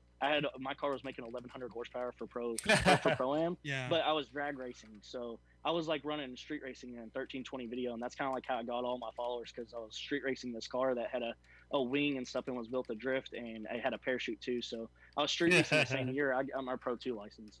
Have you drifted with a parachute? Out. Yes, a lot. Actually, Nick Swan hated it because at LS Fest, the parachute would knock over all the cones on the zones. So they did not like it. Don't piss off Nick Swan. He's my gentle, precious boy. Don't ever make that guy mad or sad, please. For sure. The Brendan Tranter says, does anyone know about a potential new layout this weekend? Also, is Di going to drive a Lexus next year? Corey, Jonathan, do you know anything about a new layout at Irwindale? Or even Paco? The layout's like a 2014. Like I think the 2014 guys ran it. It's same layout, but they added the going back to the right after you go. You're going around the light pole or the setup light and like circling right again. So. Burn them tires off a little harder. Exactly. If y'all don't know, like Pro 2's already got like restrictions on us using tires because Gillies didn't get their like or whatever the shipping container, so they don't have all their tires for us. So like we're getting limited practice. Yeah. Interesting. Corey or anyone else here, you guys know about Di driving a Lexus? Corey, you mentioned earlier it might have been a new car. I heard it was going to be there could be potentially a new car. I heard that so I went to a event in Buttonwillow this past weekend doing some streaming stuff with the Hoonigan guys. And just talking to some people that work with Di in his camp is saying Di's car is like still destroyed, like really bad. Like once the frame gets turked to a certain level. Well, you can only pull the strut tower back so far back to normal with it being all creased up that it's like Which hopefully that might be a good thing for Di. Yeah. And I'm hoping what it is he just goes out there and fucking sends it and blows the thing apart. Just finish it. I hope Di's like, oh, this thing's already garbage, so let's just go full banana. Which Di has done really well. Irwindale, quite a few times. He's qualified first, I think, either last year or the year before. And he's won Irwindale a couple times too, I think. Yep. Yeah. He's done really good. So Irwindale's home, so I'd love to see that. But every time I started asking about a new car, they were like, let's just say this one's not going to be around. And I'm like, okay, so how about a new car? Like, we're going to scrap this one. So that's about as far as I got with the conversation. So yeah, we didn't get to talk to FD Tech this year really to discuss changes to the rulebook. I know a lot of drivers have been saying for a long time they wish they could reinforce the front strut towers, and it's been interesting watching Tuerck's Formula Supra, the Judd Supra we were talking about, get built, because it's like that's not going to be a competition car, and seeing like the kind of fabrication that a master fabricator like Dom does on it, and it's like, oh yeah, one of the first things they do. They said that about the Tuerck street car too, and look what happened. Yeah, but like one of the first things is you see these bars to reinforce strut towers, because once those fuckers get bent in, it's done, and none of these OEM chassis and shells are made for any sort of large frontal impact and surviving again and to drive another day. So it's like, I wonder, we need to. I'm curious to bring up that conversation again with Kevin Wells, and say like, oh yeah, why aren't we letting drivers reinforce that front strut tower? What was the answer last time? Safety? The driver safety. If you reinforce a car too much, then it's the driver who absorbs the impact. A crumple zone. Yeah, seen Daigo's builds are crazy. How much like what they're doing. Yeah. It's insane. Well, it's Kojima still at that, right? Kojima's still heavily involved in Mike. Or no, you said Daigo, but Dai's program. Kojima's still involved, but he hasn't been going to any of the rounds. Mm-hmm. But he's still involved in some way. But yes. Yeah. Have you been on a big crash yet? Have you total yard sale a car yet? No, not yet. Knock on wood, Paco. Of course, you had a jinx of Paco. Yeah, Paco. Real cool, We're coming into Irwindale, and you're talking about junking a car. I mean, it doesn't That's matter. like the worst place. Yeah. I think if you're gonna junk it, Irwindale is the best place to do it. Yeah, I mean it is, but just after you win. Well, yeah, once you've already shoe in the finals, and do it or hear me out, like you and Dimitri or whoever. I guess there's no qualifying, so I guess if it was you at number 2 in the if you're in the finals, and depending on how low the person below you is, you can just T-bone them into the fucking wall. You can go full. NASCAR. Full I almost call it Tyler McQuarrie, but no, you can go full JTP on someone, just T-bone them. Are you gonna hit Pro 1 next year, all things considered? Granted, we don't know what the universe will look like in 4 or 5, 6 months whenever we start FD again, but are you gonna go Pro 1 if you I guess pretty much no matter how you finish, you potentially get a license, right? Yeah, I'm guaranteed. I think top 4 or top 5 or something like that. Yeah. But I want to make the jump for sure. Kind of just depends. I'm trying to build my program up, try to get some sponsors to back me for it. But if not, I mean, I'll probably try to make it, as budget as I can. I'll try to do whatever I can to make it. I'm sure I'll be there.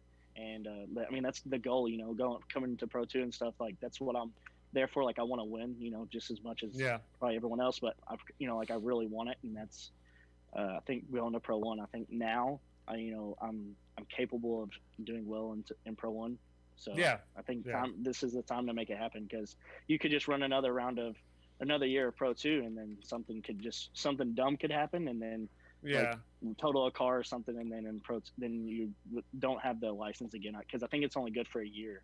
If it's good for 2 years, then I guess it wouldn't be that big of a deal, though. I think it might be good for more than 1 or 2, and then you can also petition. But it's like we've seen people that have shown clout in Pro 2, like you look at Dylan or LZ, and then I think like making the jump to Pro 1 was really good for them, obviously. So you know, as long as you feel comfortable in Pro 2 and comfortable with the competition and all the rest of it, and can afford to bring a car to 8 rounds, and I'm sure it actually makes it a lot easier with the COVID rounds. And that's one of those things that's like, I'm so excited to see that, let's say when 2021 FD drifting starts up again, like, let's say everything pandemic wise is just 100% normal by some fucking grace, and what is FD going to look like? Like, are they going to go just the same way as they were back in 2019, or like will they save some budget and do these double rounds? Will they go to less rounds? Will they there's so many good questions to be seen. And like, overall, I think that this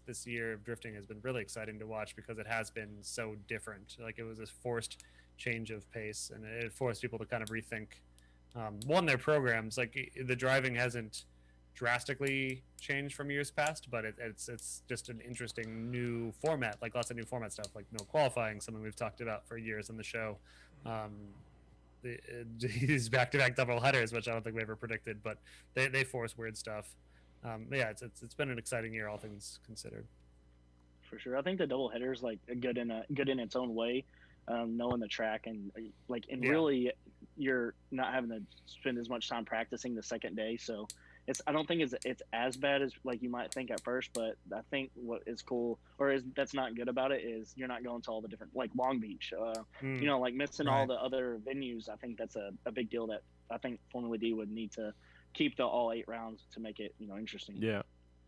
I say triple headers, quadruple headers. Let's see who's still standing. And like, at the end of the day, we see, like, after the 5th header, we see like whoever still stands in Pro 2 versus whoever still stands in Pro 1. Cars blow up, knife fight, or super circular full of cat piss fight. We keep coming back to the cat piss thing. Right. It might be cool to do like 16 round, like do 2 rounds, you know, at each 8. Like, I don't know how crazy the wear and tear is on, because I'm not in Pro 1, so maybe asking one of those drivers how bad it really is on their cars. But 16 rounds, because then so then it's not like if you had 16 rounds, the points, you know, it'd be pretty interesting. I would say at least 50% more budget to do that, but and I love the enthusiasm for it. I like that idea. Like, again, I've said this for a long time, if we can just find like a Halo donor, like a billionaire, to just show up and say, I want to see some fucking mayhem, and be like, each team, here's $1 million to start the year. Do some ignorant shit. I'll be here if you need more money. Let me know. Like, that's all drifting needs. And I will be that guy if I can just figure out how to make a couple $1 billion. That's all I need to do. The number one thing I get asked all the time is like, oh, how much money do you make doing this? Yeah, that's a fun question. That's a fun question that I think most pro drifters get, which is how much money does this make? How much money do you make? How much money does this cost? And I can tell you, seeing Ryan Tuerck, maybe he's hiding all of his dollar dues in his shoes or something. Yeah. Like, he's not struggling, but he's not flaunting his wealth. And Vaughn obviously got his new gold grill recently.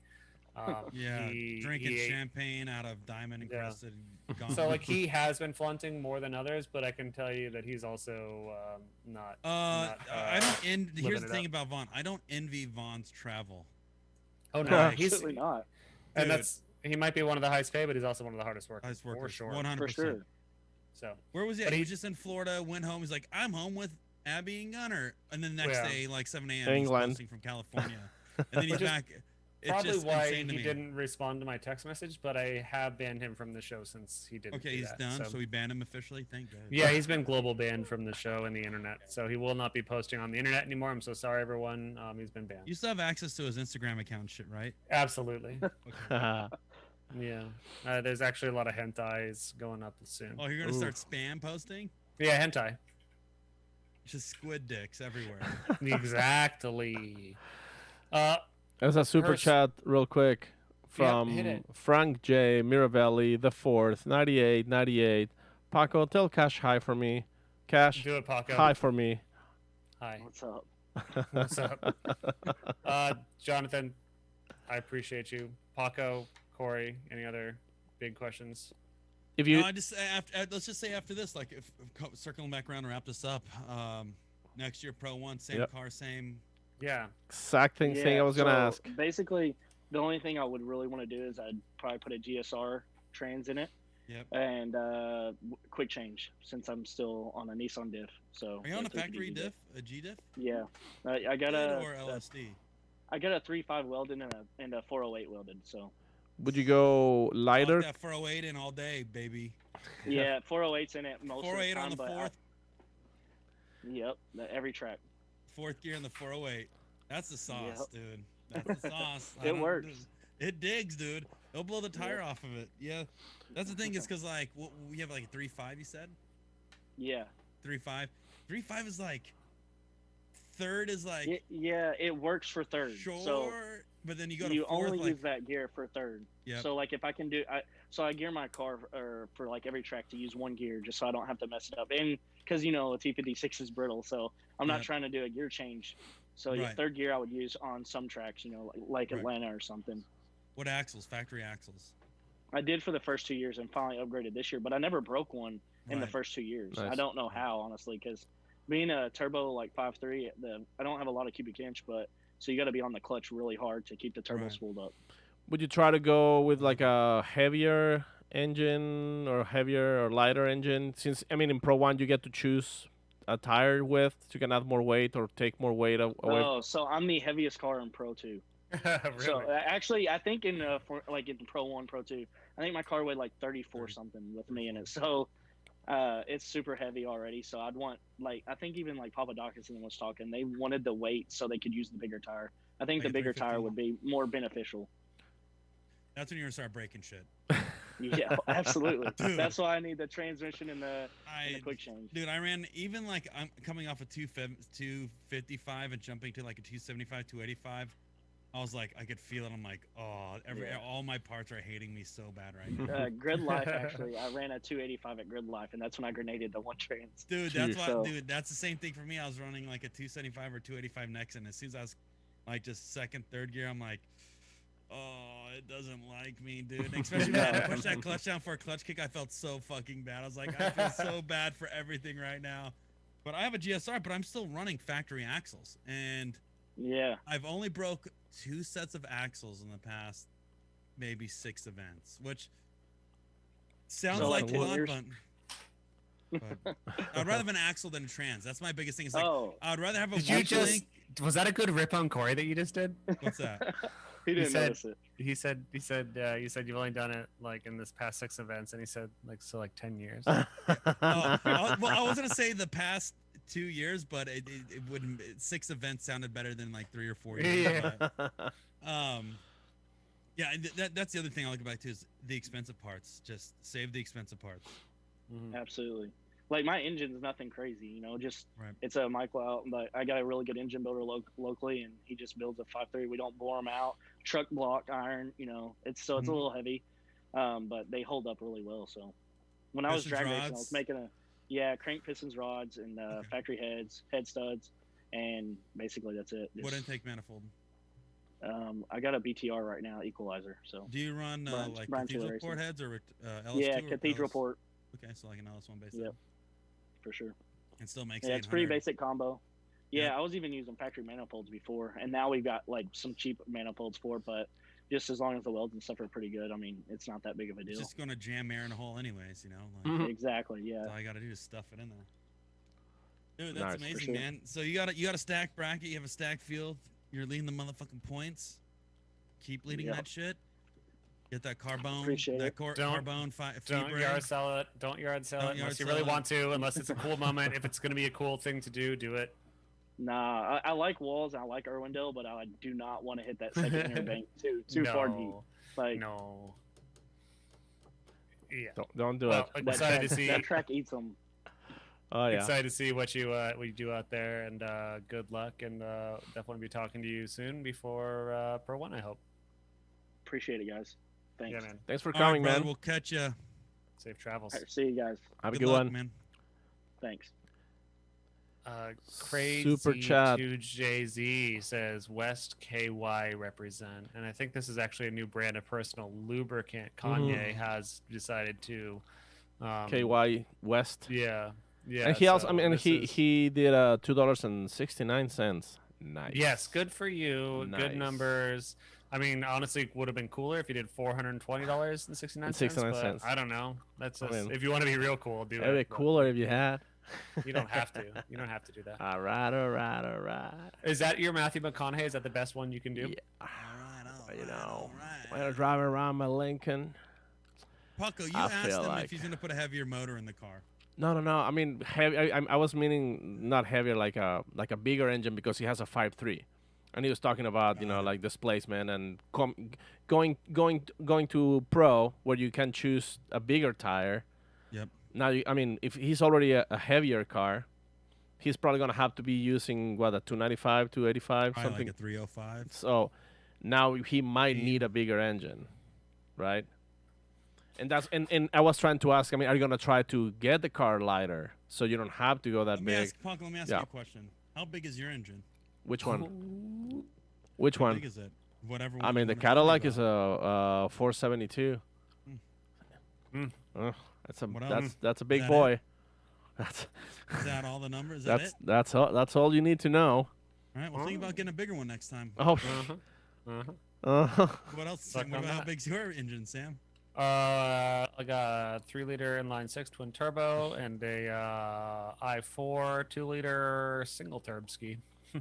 I didn't ask you about your turbo, so. Well, I mean, it's turb skis, so that's all you need to know. I mean, you kind of need it when you have like that little. Tech Talk. Is this Tech Talk? Yeah. Tech Talk with Sam? We're doing Tech Talk with Sam. All right. Yeah. Maybe you should just throw a bigger motor in it. 7.7 liters, by the way, Corey, on the Cadillac. Well, the good thing I could drink 4 2-liters. That's 8 liters. So suck Yeah, on that's 8 liters of Code Red. that. What else you want? Yeah, what else are you going to do? That's not that much. I can do that. What are you going to do about it? Yep. Sam, people in the chat's being crazy, like for sure. What's going on with your Driftmobile? Nothing. Absolutely fucking nothing. Cause, what are you You doing made with your made a life? post in July, like a very nice yeah, teaser. sure fucking did, because like you there made was a post in July. Guys. there was because I had no work, and it was like, oh boy, here we go, time to work on my drift car, and I did a solid week on her. I recorded some video. I still have about 2/3 of one episode and like 1/3 of the next episode. I want to make a couple episodes and release them all at the same time. And then all the client people were like, hey, we don't have to just like not make stuff anymore. We can just do live streams. Got 1,100 likes on that. Shall we begin? That's Sam. I know. Shall we- waking up depressed. Shall and we, he's like, Sam? I need some serotonin. Shall so we? Let me put an S14 post up so I And can we shall, bump my and we shall. serotonin. I was very excited. I still am very excited for when I get back to it. But the world has been a challenging place, and I've been very busy with live streams, and I do eagerly await going back to that. And it does look like I might be able to very, very, very soon. Now that Because the you're gonna get season- fired. Which, by the way, now that- yeah, let us know about that last project that you just finished. The Hot Wheels thing, the Legends Tour finale. I directed Mr. Snoopy Dogs and Mr. J Lemo, and Gabriel Fluffy Iglesias, and my man Jared Deanda crushed the shit out of it as MC. That was wonderful. Yeah, it was a gigantic fucking undertaking, and a lot of really cool cars showed up to the finale. We had some in-person cars. The one that won, you guys may already be familiar with, Riley Stairs, I believe 1970 Pontiac Trans Am, which is honestly one of the most proper and prepped race cars ever built, which is so cool that it won also to become a Hot Wheels diecast. So yeah, that was really cool. But directing that out of Jay Leno's garage during the COVID times, wild undertaking, and I'm very happy that it was successful, and all people involved really kicked ass at it. So that's awesome. Hoonigan did one of the early streams on it, and you guys chose the whole Camino. Corey, do you have a place in choosing that car? I don't think so. Oh, That was was not. it the whole Camino that won your round? Maybe. I can't remember. There was this wild ass El Camino with gigantic tires, and there was like the doors were welded shut. And the only way to short get in body. was, like, through T-tops, and yeah, that car was fucking wild. I'm pretty sure that's from the Hoonigan round. So it's like, Probably did. You guys contributed this season, like a bunch of other big media partners like Speed Society and Car Throttle and Dub, worked at Dub Magazine boys. Yeah, there's that whole Camino. Look at that thing. That's wild. Sick. Yeah, I think we did pick that one because we saw it at SEMA. We saw it IRL and SEMA. It's insane. That thing's wild. That one was actually Jay's first pick for winning. Well, the car, it already looks like a Hot Wheels. Like, it actually looks like something that Hot Wheels would design. Well, there's like some key words that they say, Sam. You probably heard this a million times. Is the silhouette. Yeah. The silhouette. Is it a Hot Wheels silhouette? Is it a? Yeah, we're looking for three things: creativity, garage spirit, and authenticity. Okay, and creativity. Like, does it look like a Hot Wheels? Authenticity. And don't get me wrong, I think the Pontiac is awesome. Yeah. But I think also for Hot Wheels, for us as a Hot Wheel, is kind of simple, especially because it's all white. Definitely. But also consider that Hot Wheels has a bunch of wild ass designs already of like gasser style cars and big gigantic engines sticking out of the hood. But yeah, that's what's cool. It's gonna make a really cool Hot Wheels. I'm excited to get my hands on that one when it gets turned into a die cast. Other than that, I'm doing big old snap-on grind. You want to hear something crazy about Hot Wheels, by the way? Go on. On my birthday, my buddies Hunter and Keegan gave me a bunch of Hot Wheels, and they had a bunch of like the mystery ones that you don't even know what they are. And it is actually, it's a right-hand drive, very looking like a Corvette, like a C3 Corvette car, and it's called the Drift Rod. Oh, that's cool. So it's like basically what I'm trying to do, and I just rad. Yeah, it's pretty rad. Like, it's like totally random. It blows my mind that Hot Wheels also still sells those cars for $1. They've been $1 for like the past 40 years. Which, when you think about it, 4 years ago, fucking expensive for a little diecast car. But now, still $1. That's cool as hell. Like, I didn't really have many Hot Wheels as a kid, but I think I have more Hot Wheels now just from being. I found Vaughn's RTRX. That was pretty cool. Like, I didn't even know. Making a bunch of Jay's cars into Hot Wheels. They need to make Snoop's cars into a Hot Wheel for sure. Also, Snoop Dogg, really cool dude. For Shizzle. He was a real wild card variable in this show, kind of a late addition. He didn't get to rehearse with us, unfortunately, because he was busy, of course, because he's Snoop fucking Dogg. And he showed up like an hour before the show, really professional. I gave him the rundown, and we did the show, and he was hilarious. He was awesome. He was engaged. His notes that he took were wild. We're gonna frame those. The only weird part of the show was he did drop a motherfucker, but that's fine. That's fine. You gotta, when you're Snoop Dogg, you gotta drop a motherfucker. And it did say that the wheels on, I believe, the Apache were Crip Blue, and that was interesting really, yeah, that was fun. But Snoop Dogg was great. I think Jared did a great job because he had, between Fluffy, Jay. Fluffy was making some fat jokes at Jared. That was fun, and then Jared was said something about like he couldn't fit in the Scorpion. It's like it is a 2-seater, but really just a single-seater. And then I forget, Jared said like he wouldn't fit in it, and then Fluffy said something about like, oh yeah, what are you saying about me, Jared? Because Fluffy's a bigger man. So yeah, there was some good banter. It was an overall very good experience. That was the culmination of many, many, many, many long weeks and lots of Excel spreadsheets. I got into this business to make emotional car videos, and I've been making spreadsheets. Very non-emotional spreadsheets for the past few months. And but my spreadsheets worked. Nice. It was a good time. Did you say spreadsheets or spread cheeks? Spread cheeks. Spread cheeks. So that's actually what I did on the set. I was a cheek spreader, making sure people were not carrying in any illegal drugs. So nice. Drop them, Jay. Yep, drop them, Jay. Let me see them cheeks, buddy. And he was clean, thankfully. Nice. Yeah, very good job. That was awesome. Thank you.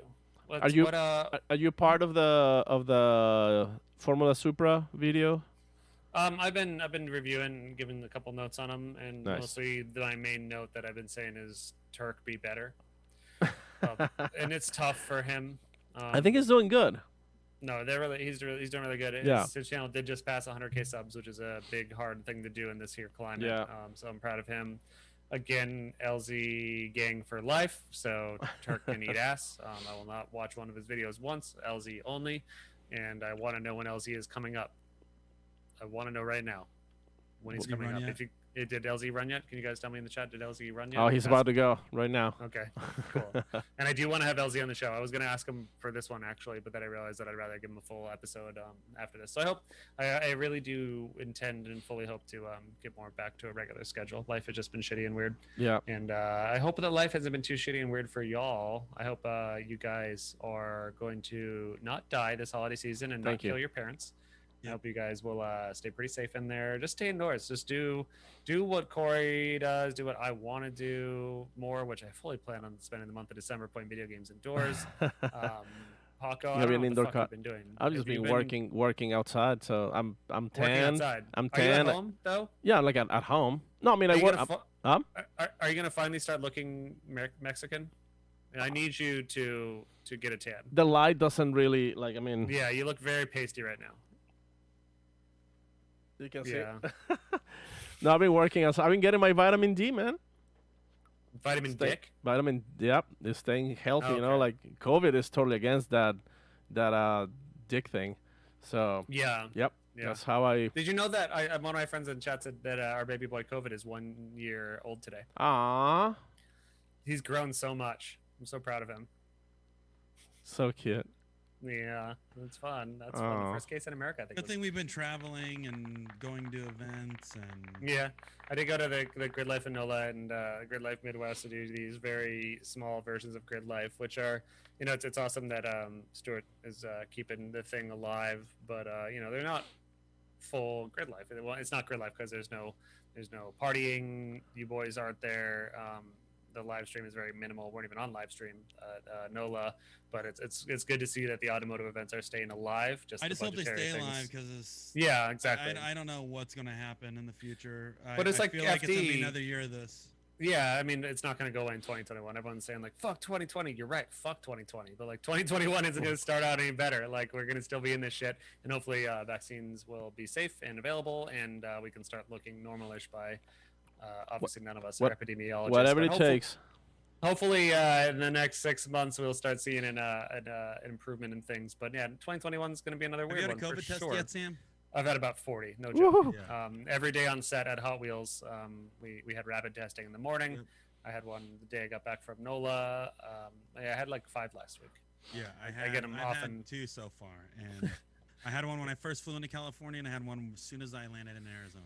Pretty much anytime I see someone that's outside of my office pod, we all get them. And even at the office at RS, we're still wearing masks. You guys been getting the one that they dig all the way into your brains? I've only had one brain tickler. Most of the ones I get around LA that are easy and cheap, or easy and free and fairly fast, are just spit in the tube. Well, not spit in the tube. You swab your mouth. But on set, the rapid test, you get results back in like 10 minutes. Yeah. That do cost a lot of money, but are just kind of requirements on any shoot we do. That one is a middle brain tickler. They're like, I'm just gonna do this Q-tip lightly, and then they like go lightly, and then they go no, they just do that move like all the way up in 10 there. seconds. It's still not the brain tickler though. I did have the one brain tickler early on, and that was not good. So yeah, but anyways, I was trying to wrap her down, ease you guys in, and saying that I hope to be back soon. I hope you guys are all really safe. I hope the hiatus we've had has not hurt your feelings. We love you as much. Yeah, it's just not always easy and fun to talk about drifting. And you know what? And before we go, like some good news for some of our fans and especially for our Patreons. Yes. If you guys are gonna be watching. I mean, you are going to be watching, not you, but like the people who's watching this show, are going to be watching Formula Drift this weekend. We have special access to the AM Virtual Fan Zone. Well, how's that work? So it's what is that? So yeah, I don't even know what that means. AM Intex is hosting a live Zoom viewing party, and they will be, they'll be able to party with Tanner Faust on Friday, Robin Ishida on Saturday, and James Dean on Sunday. So they are gonna be in the chat. How do I go in there? You're gonna have to send us a message, and we'll give you special access. Send us a message. Send us a message on Instagram. Slide into our DMs. We're gonna give this link automatically to all of our Patreons, so our patrons have direct pass to the. Do you have to send nudes to get in or no? It's not required, but that probably it might help. It'll how do you say that, lubricate the process. Oh, cool. Yeah, cool. And so like people who's in the live chat, we're gonna be able to watch the show without delays, and also Jared the Anda is gonna tune into the live the private room and talk to some of the people. I mean, the guest, and also some of the people who are in the. Is there a max capacity? I think there's something like 25 to 35 people per room. Okay. So yeah, and everybody can have like their like number one signs, whatever. Like basically. So how do you secure a seat? You just you slide into our DMs, and then we give you a link, and then it's first come first serve. So if everybody who's listening to this show slide into our DMs, and we'll give you special access, and like make sure to just put on obviously a nice shirt, put on a nice suit, no cussing, fresh. Nothing crass. You can say what the fuck you want. You can say what the fuck you want, and if you call James Dean, my mother and asshole. Yeah. I'm gonna be at FD on Sunday, hopefully, assuming that Ryan and Jim and Andy haven't kicked me out as a result of this show. We'll see. But yeah, I plan to go, even though it is a closed event. I lied and I said a media, which I guess we are. I need to see the stuff that goes on there to be able to report correctly on it. Correct, guys? I haven't seen drifting yet this year, and I really fucking want to. I mean, obviously Grid Life is awesome, but I haven't seen FD drifting. And so I'm very excited about that on Sunday. But I'm traveling Saturday, and Friday I'm working, so I won't see those rounds, and in real time at least. So hold on the fort for me, boyos. Perfect. Never. Well, and also, once again, let's thank Lost our Media Patreons. 21. You sent me you sent me a message saying I would like an invite. Oh no, yeah. I can't help you. You have to send it to Maximum Driftcast. Lost Media. You're very excited. I love that. And it looks like you titled this chat "Drift Cars and Anime Titties." I also appreciate that. You're gonna have to send it to Maximum Driftcast. Perfect. But I like your enthusiasm. That's great enthusiasm. Big energy. Guys, we are about to see the culmination of the 2020 Formula Drifto season. How about this? Yeah, give me a.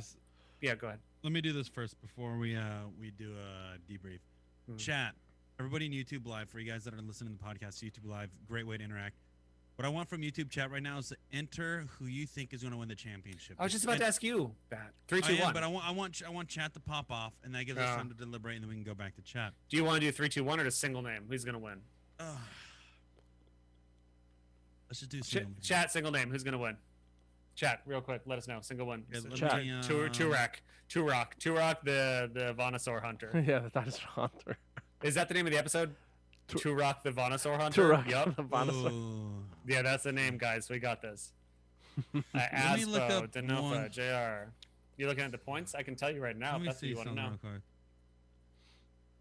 Oops, I clicked on the wrong one. You want to know points right now? I'll let you know. Corey, just say the word. I don't want points right now. Okay. I'm going to tell you right now. Vaughn, lead. Tuerck, -8. Forsberg, -64. Denofa, -92. Oh my god. Osbo, -96. Those are pretty much the only 5 that have a chance. And Osbo and Chelsea are long shots. Forsberg is a middle shot. Ryan, Tuerck, and Von Gittin Jr. are the boys in the hole. And granted, there's still 2 roundies. So here's left. this. There's so still here's this. two roundy roos. Here's this. Basing off of last year, and you guys remember this. Kangushi won last year. You remember that, right? Fun fact. Von Gittin and Tuerck didn't break out of the top 8.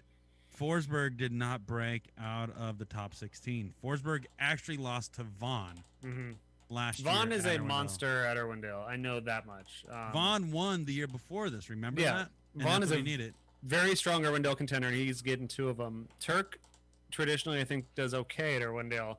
Forsberg, traditionally, I think, doesn't do as good at Irwindale. Let me go back to 2018 real quick. But Forsberg gets knocked out early at Irwindale and has... Tuerck has Papadakis powers right 2018, now. Vaughn won Irwindale. Okay, Denofa finished 3rd. Osbo finished 2nd. Forsberg didn't break out of top 16 yet again. Yeah, Forsberg's had some bad history at Irwindale these past couple. Forsberg didn't break out of top 32. Yeah. In 2018. Tuerck didn't break out of top 16. He lost to Dean Kearney. Mm-hmm. Vaughn, on average, is a better finisher at Irwindale. At Irwindale the past 3 years. Yeah.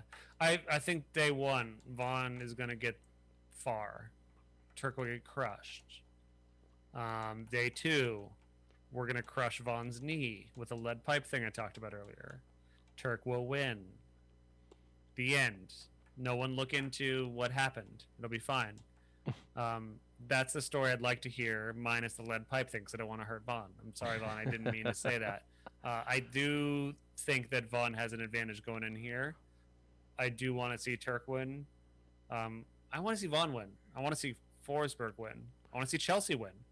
Well, I want to see Tuerck win, especially because it's been a long time of him doing this, and I think he's the only one in the top three that doesn't have a championship. He deserves a championship. He's been working hard in and outside of Formula Drift. Yeah, I root for the underdogs. Honestly, in the top five, the two people I want to see win the most, Tuerck is one, Denofa would be two, and that's just because all these other fucking greedy boys already won their championships. Vaughn, Forsberg, Osbo, they've already won them. I would be thrilled. I'm gonna be thrilled for all and literally everyone right now that could potentially win a championship. I'd be thrilled about. And then I look at the top 32. Pretty much everyone in top 32, I'd be thrilled if they won a championship. I'm just excited about. I can't believe Frederick Osbo's in 5th. I thought he's in Odie's in 6th. Pollock 7th. Kazuya Taguchi in top 8. Fuck. Ojiro in 9th. Osbo had some fart rounds in Texas and Monroe. Matt Second Field round in was a 10th. fart round. Essa 11th. Jeff Jones 12th. Taylor Hall 13th. LZ 14th. Dylan Hughes 15th. LZ is probably going to take Rookie of the Year unless Naren has a breakout at Irwindale. LZ's been doing great, though. He's going to do great. Kyle Munn's in 30th. He didn't qualify the first 4 rounds? He didn't get points the first? Mohan didn't show up. He didn't show up, yeah. He wasn't there. Oh, he didn't show up? Oh, shish. Yves Meyer, another rookie. Joel Barrion didn't show up last round. Farouk Kawhi, he didn't show up last round. Alec Robbins. Yeah, so LZ is probably going to take the championship if he can perform. Jonathan Naren is probably going to have some pressure on his back. LZ's going to take the whole championship. Statistically, looking at the bracket again, Vaughn has a... Whoa. Let me take a looky on that bracket one more time. But the weird part about, the fact that we got the doubleheader now, too, is Vaughn shits the bed on Thursday. Like, he's going to have an extremely uphill battle coming back up. And I guess the same thing could be said for... Yeah, but I mean, when I say shits the bed, it could be the car. It could be... But, I mean, the RTR team is notoriously reliable with those cars as well. Yeah. But also, it's weird to see how reliable of a driver he's been this season. Okay, so hear me out. This is my prediction. Let me share my screen right here. Yeah. Let me share my. See if it crashes my computer like usual. Let me share my screen pane. Okay, ready. All right, can you guys see this? Kinda, yep. All right. This is how I'm gonna break out the bracket. Let me see here. Let me. Looks a little blurry. No, it does a weird full screen thing on my computer. Do you see it? YouTube, I should say. Yeah, it says Zoom quit unexpectedly, but I'm still talking to you, so I know that's up. All right, so this is what's gonna happen. Forsberg is I'm watching the YouTube. All right, let me do solid red. All right, so Forsberg. That's just blending with just do black. Out the background. Forsberg advances. Ooh, Essa advances. Kazuya advances. Jeff Jones advances. Denofa advances because of Byron. Matt Field advances. Tuerck advances because one won't show up. This one is going to be a Reader. Reader's going to advance here. Right side. Gittin. Pollock is going to move on. Yoshihara. Well, what is Dai going to be driving? His car. His car. Yeah, it's just not proper anymore. LZ advances. Bach chases. What about Hull versus Rome? Taylor Hall has been on fire. Taylor Hall's gonna get it. He's on fire. Yeah, but that's on Rome's home track. Osbo's gonna advance. Dean Kearney versus Gucci. Gucci's gonna get it. Gucci's had bad luck though. I'm gambling on this one. Carney's had bad luck too. That's a It's funny. It looks Literally exactly the same on both only sides. hard call in 32, I think, right there. Yep. So this might. I'm gonna just say Gushy. Either way, when it gets down here, let me go to phase 2. Let me drop a pink. Okay, so now you have Gittin versus Pollock. Gittin's gonna Always advance. fun. Always fun. Always fun. But yeah, we could say Gittin's gonna advance, but that's Pollock's gonna show the fuck up in the Mustang battle. Yeah, that's and it's gonna be tough. Irwindale. We're gonna have 2 days of big Irwindale energy. Dai Yoshihara versus Taylor Holt. Dai Yoshihara will move on. This is going to be LZ versus Bakchis. Oof. I'm going to say Bakchis because he has the most experience of this track. Yeah, but LZ can't show up. And Odie's a killer at Irwindale. Osbo's going to get it. And then over here, Forsberg versus Dylan. Little Dozer's going to get, unfortunately. He's going to get a dose of the Force. But also, that's another one that we're guessing. That's another one we're guessing. Yep, Kazuya is going to move on against Jones. That's a guess. I don't know that that's certain because Jones is That's a guess. That's my guess. Yeah, but I'm just saying that. But it's not a safe guess. Yeah, Jones has been showing up big. Yeah. That's why I said that's. Yeah. Okay. Jones has been showing up big. He just put a new motor in his car, put a new diff in his car. Kazuya's 8th in points. Jones is in 13th in points. So I'm looking statistically. Yeah, but I got that big Jeff energy. Okay. Denofa versus Field. Denofa, because in 2018 and the previous year, Denofa has outperformed Field. Denofa needs to fucking calm down, though, and stop hitting people and going off track. As always, Chelsea. Always, Chelsea. Stop it. All right, so right now we have I fucking hate this bracket. Why are the next 2 ones in the middle? Put them on the outside where they belong. Yeah. So this one is going to be Vaughn. Vaughn getting. Oh, look at you. You're writing.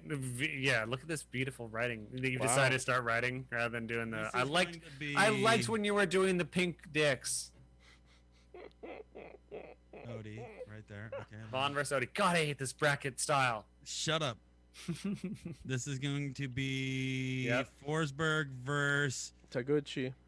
No, this is Forsberg versus Taguchi. Or Jones. That's gonna be Forsberg. Okay. Or Jones. Jones could fucking beat the Force. Oh fuck! How do I move that back? That's fine. That's fine. We'll understand. For you guys watching the video version of this live right now, or deciding to watch after the fact, it looks so good. Seeing Corey learn how to use MS Paint. Shut up. Okay, we're gonna have Turkey. Can't even spell Forsberg. Oh, well, judging by the episode title, please change that to Tuerock. Tuerok. So look at what we have here. Yep, Forsberg, Tuerck. We have the top 3 going to the final 4. Yeah. Yeah. This is where it shakes down. Odie could not shit the bed and beat Vaughn. Forsberg and Turkey is going to end Here's up the like other problem, 2012 or whatever year that was. Here's the other problem, though. Here's the other problem, though. This is the problem. Is if they all make it to the final 4, is that enough to shake up the points for somebody else to take a lead? Vaughn is ahead by like 80 points. No, the lead is pretty much already set unless there's a double round shitter by any of the top 5, or they mean the top 3 really. It's gonna be one of the top 3 right now. Forsberg, Tuerck, or Vaughn are gonna win this whole shebang, Corey, unless they have a full double round shitter. Also, I think between when you have Odie, I think Osbo has higher chances. Say that again? I think Osbo is higher than Odie right now. Correct. Yeah. Why? He just means I almost called him Forsberg. Paco is just merely saying that Osbo is higher than Odie. Yeah, I mean, like, Osbo's 5th in points. Yeah, I think he has got more chances of being on the 4th, and also more chances of taking Vaughn. In your opinion, Corey's going off of his own male intuitions. Yeah, I'm just for the people who's listening, because I think. Or you could say that LZ's there if you're part of the LZ gang like me. I'm part of the LZ gang, and LZ is going to run that, and that's when he's running. That's when he's showing up, and that's when he's running. And LZ is going to beat Vaughn. This is non-biased decision. This is pretty much statistical. But statistical. This is mathematics. The last 2 rounds. There's something been happening to Oswald the last 2 rounds. I even talked to Lorette and a couple other people, and Oswald just seems off this year. Yeah, there's a lot of people in the pits. There's a lot of people in the paddock that are saying there's a few things going weird around the pits lately. Not around their pits, but just there's something going on. Okay, there's something going on, and you saw in the last performance. So, yes, he's higher in points, but the last 2 rounds show different. And you're not factoring in the LZ gang factor because LZ gang will show up and they will beat Vaughn. So put LZ where Odie is and then put him on the top of this podium. The way Osbo's going to do this, if he comes in with a clear head They're focused. The thing is, I think a lot of energy from Papadakis will be, spent on both. But I think Papadakis already had a huge successful year with the Supra. That now it's going to be a big focus on Tuerck getting the championship. So you'll see a lot of that energy come off of Osbo and over onto Tuerck. Sure. Because he's within a championship. Because Papadakis wants another championship, and he can get it through Tuerck. So, yes, they will put a lot of energy into Osbo, probably no less than any, but... They're going to put energy into both cars, but it doesn't fucking matter when LZ shows up and the LZ gang shits on them. So put LZ on the top of this podium right now. So the Supra's already proved itself. They built the best Supra out of everybody in the pits, and it's probably the best drift Supra around the world. And they're top 5 in points, top 10 points, first year out. They've won already. Sure. So coming down, why Odie needs this more than anybody. Odie's always done well at Irwindale. He was I feel he could be a force, and I feel like between what's happened in the last couple rounds, Odie can do good. So going down to the top 4 this is on Saturday only, guys. And again, we're gonna put LZ in place of Odie, and we're gonna have him beat Vaughn, and then we'll see what happens against Forsberg and Tuerck. On getting junior, dude. Even watching Odie when he crashed I wish I had control of this MS Paint because I would be drawing so much stuff on this right now. So let me ask you this: Forsberg or Tuerck, who wins? Day 1 of Irwindale. Yep. Forsberg. I'm going to put in Tuerck as an underdog on day 2, and it's going to be a beautiful foreskin. Foreskin, do it right foreskin again, please. Please write foreskin again, please. Foreskin. That's a look. You started to write foreskin. I could see it. Thank you. Okay, so then you have foreskin versus Vaughn, and then write LZ up top. Please write LZ. Please write LZ. Give them the screen cap. Give the fans the screen cap for the internet and write LZ on the top, please. Shut up. No, please, do just it. do it. Just do it. Just do it. Just let me screen cap it for a minute while you do it, please. Do it. Do it, coward. Don't be a coward. You're a Sam. Don't. So Vaughn Gittin versus Foreskin. LC. Yeah, just please write LZ right there. Please. Adam LZ wins. No, you just, yeah, thank you. I'm gonna screen cap that, and that's the bracket, guys. Perfect. There you have it. That's the bracket for IRW 2021 day 1, and then day 2 we don't have the bracket yet, but we know who is gonna win already. You don't have to. Do I have to spell it out for you folks? Come on, don't make me do it.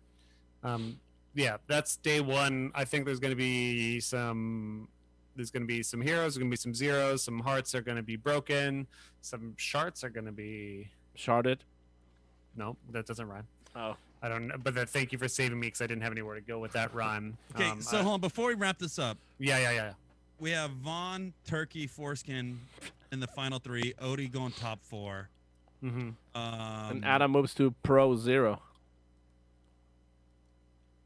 If you guys were to change it, so if you two were to change this bracket, how would you two change it if you would change it? I know there's questionable ones. Yeah, like there's Jeff wild Jones, cards. You're going with the safest. You're going with the higher qualifier, more or less, or the higher point standing, more or less. Yes. I think in every case you did, other than Gucci and Kearney, yeah. But Osbo, did give Osbo the advancement to the top. Yeah, I think this is a very likely scenario with LC on the podium. I think Vaughn has been so on fire lately. He looks like back when he had that energy when I was on his team and he would win all the time. So there is that to contend with. Forsberg and Tuerck are no slouches. This feels like some beautiful 2017, 2016 shit, and I love it. I wish that that string bean James Dean was here to crush all these jokers, but he's not. So that's why we're rooting for LZ, folks. Well, I guess the thing is, like, the thing is that not LZ is very talented, and you've seen him take out some big hitters last round. I'm going off of Odie's experience at this track versus LZ. That's my only deciding factor against this, is that Odie has hundreds and hundreds and hundreds and hundreds of laps around this track, that the only disadvantage LZ has is lap time. LZ's a very talented driver, and that's the only reason why I put it that way. And it is a much harder track than Texas. Adam did a very good job in Texas, and not discounting his skill in any way, but the decel into a wall ride at Irwindale has fucked many a people. Well, even look at this. Gucci versus Kearney. Gucci won last year. Kearney's been struggling. That's why we gave Gucci the advantage, right? Yep. Reeder versus Naren. Watching Reeder perform in Pro 2 and qualifying high, but having that incident. Yeah. More experience of this track than Naren. That's how that was picked. But Irwindale. Matt Field versus Matsuyama. Matsuyama's still a rookie. Matt Field has dominated this track a lot of times. The Nofas finished top 3 in the past 2 years here. Jeff Jones and Ryan Literal. This is both Jeff Jones and Ryan Literal's home track. Jeff Jones has been on fire. Literal is, I think, top 20 in points, somewhere around there. Literal is coming off a loss at Grid Life Double Drift. I did not award him the win because Ryan Literal's 23rd. Jeff Jones is sitting in 12th. So Jeff Jones has actually had a really good year, and what that's if how it that was battle is picked. Jeff Jones versus LZ in the finals. That would be dope. That would be king shit. Boom. That would be fucking shit. king shit. Breaking the internet. Dylan Hughes versus Forsberg. Once again, I'm just giving it to Forsberg based Dilly on... Doze could show Forsberg the old ringer. The young bull could show the old... But the thing is, Sam, you're going too deep. I'm like trying to just go off of like you're doing the most statistic. likely. Yeah, you're doing the most likely scenario, and I appreciate that about you. But I will say that Irwindale... If I was a gambling man and I was in I was like wanting to see some real a fucking whirlwind come through, I would change the bracket up a little bit. Yeah. I'd say imagine if Hughes came and took out Forsberg, Tuerck gets taken out by Denofa right away, which could easily happen, by the way. Let's say Denofa decides not to crash into Tuerck and blow up both their cars. Let's say that he decides to just drive 10 out of 10. And by the way, by Forsberg advancing to top 16 is his best finish in the past 2 years at Irwindale. I know. It's funny we were talking about it. I wish we had him on the phone still talking about it, but I want to say that I don't want to fuck his juju up, but Forsberg, you have not done well here the last 2 years. That's the thing is Forsberg's already started off at a good start, just getting out of buying, and getting in the top 16. Yeah, right but away. this year is also not the last 2 years. He's got a more prepped car. He's got a better attitude. He's got better catitude. He recently purchased a trio of kittens. I do like that about him. But yeah, Forsberg is not the Forsberg we saw in 2019, 2018. Jeff Jones, not the same Jeff Jones. Tuerck, not the same Tuerck.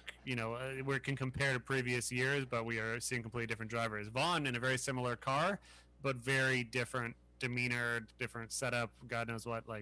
He cut me out of his life many years ago, but I will get to the bottom of it when I get there. I fucking will. Yeah, good. I think I'm very excited for this Irwindale. So that's it. I think we all kind of agree with this. Yeah. Vaguely. We'll see. We'll see where we go. What do you mean? I mean, again, I think it's going to be LZ's first chance. Okay. All right. It says fuck Sam now on the bottom, and that's fine.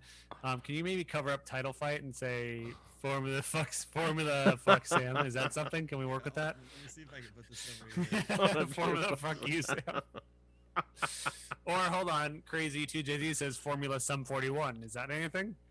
I don't know. I'm in too deep. What about round 41 and then in parentheses after it, do some? Is that? Some round 41. Yeah, that's good. There's a lot of episode titles we could do here, but I still feel like TUEROK, Tuerock The Vaughnosaur Hunter is going to be the title. Do you guys agree with me? I don't know. I mean, maybe something more related to the title fight. No! That is related. It got some stars. Oh. All right. Well, I guess hold on. I need to do a new screenshot now. All right, we're gonna head out because I've got to get some resties. I gotta get back to work, and I gotta fucking deal with Tuerck. And I'm gonna start putting horse tranquilizers in his workout supplements to calm him down. He's under a lot of stress right now going into these rounds. And if I could just get Tuerck to settle down and be his best before going into Irwindale by drugging him and slowing him down, it's gonna really help our team and our energy. You guys agree? I don't know. 100%. All right, cool. We'll see you guys shortly after Irwindale, I believe. My work schedule is kind of chill right now. I very much intend to pod next week, and I will be sending some photos and some love from the IR dubs. That's all I got, boys. You got anything else? That's it. Just thank our Patreons. Oh yeah, thanks Patreoners. You guys kick ass. Thanks everyone listening. The only good thing about this year is our Patreons. And everyone else watching right now. Yeah, of course. So yeah, we appreciate you guys sticking around, sticking with us as I try to maintain sanity and have the strength to talk to Corey and Paco. Everybody, thank you so much for the great commentary and adding into that little debate there. Guys, we'll be back. We'll be once again AM halftime show or whatever you want to call it, the AM fan hangout, the phone zone, the chill zone. Get in there. We'll post something. If you guys are not, once again, podcast or YouTube, if you're not a part of the Maximum Driftcast Facebook group, not the page, the group, join that. Get in there. All the links will be posted on behalf of AM and ourselves. Guys, that's a wrap on It's called the Maximum Driftcast discussion board. Here we go. Shirts mandatory, bottoms forbidden. If you're gonna show up, we want to see Donald ducking. We want to see Porky Pig style, or else. Perfect. Paco, cue us out of this. All right, boys. Shithole. Okay. Well, thanks everybody for tuning in. And yeah, thanks for tuning in. Another bad show, guys. Nice work. Yeah. I want to say fuck you to the fans. Fuck you to Formula Dread. No. Fuck you, Chris, Ryan. See you next Hurst. time. Bye. Bye. Everyone, your fans.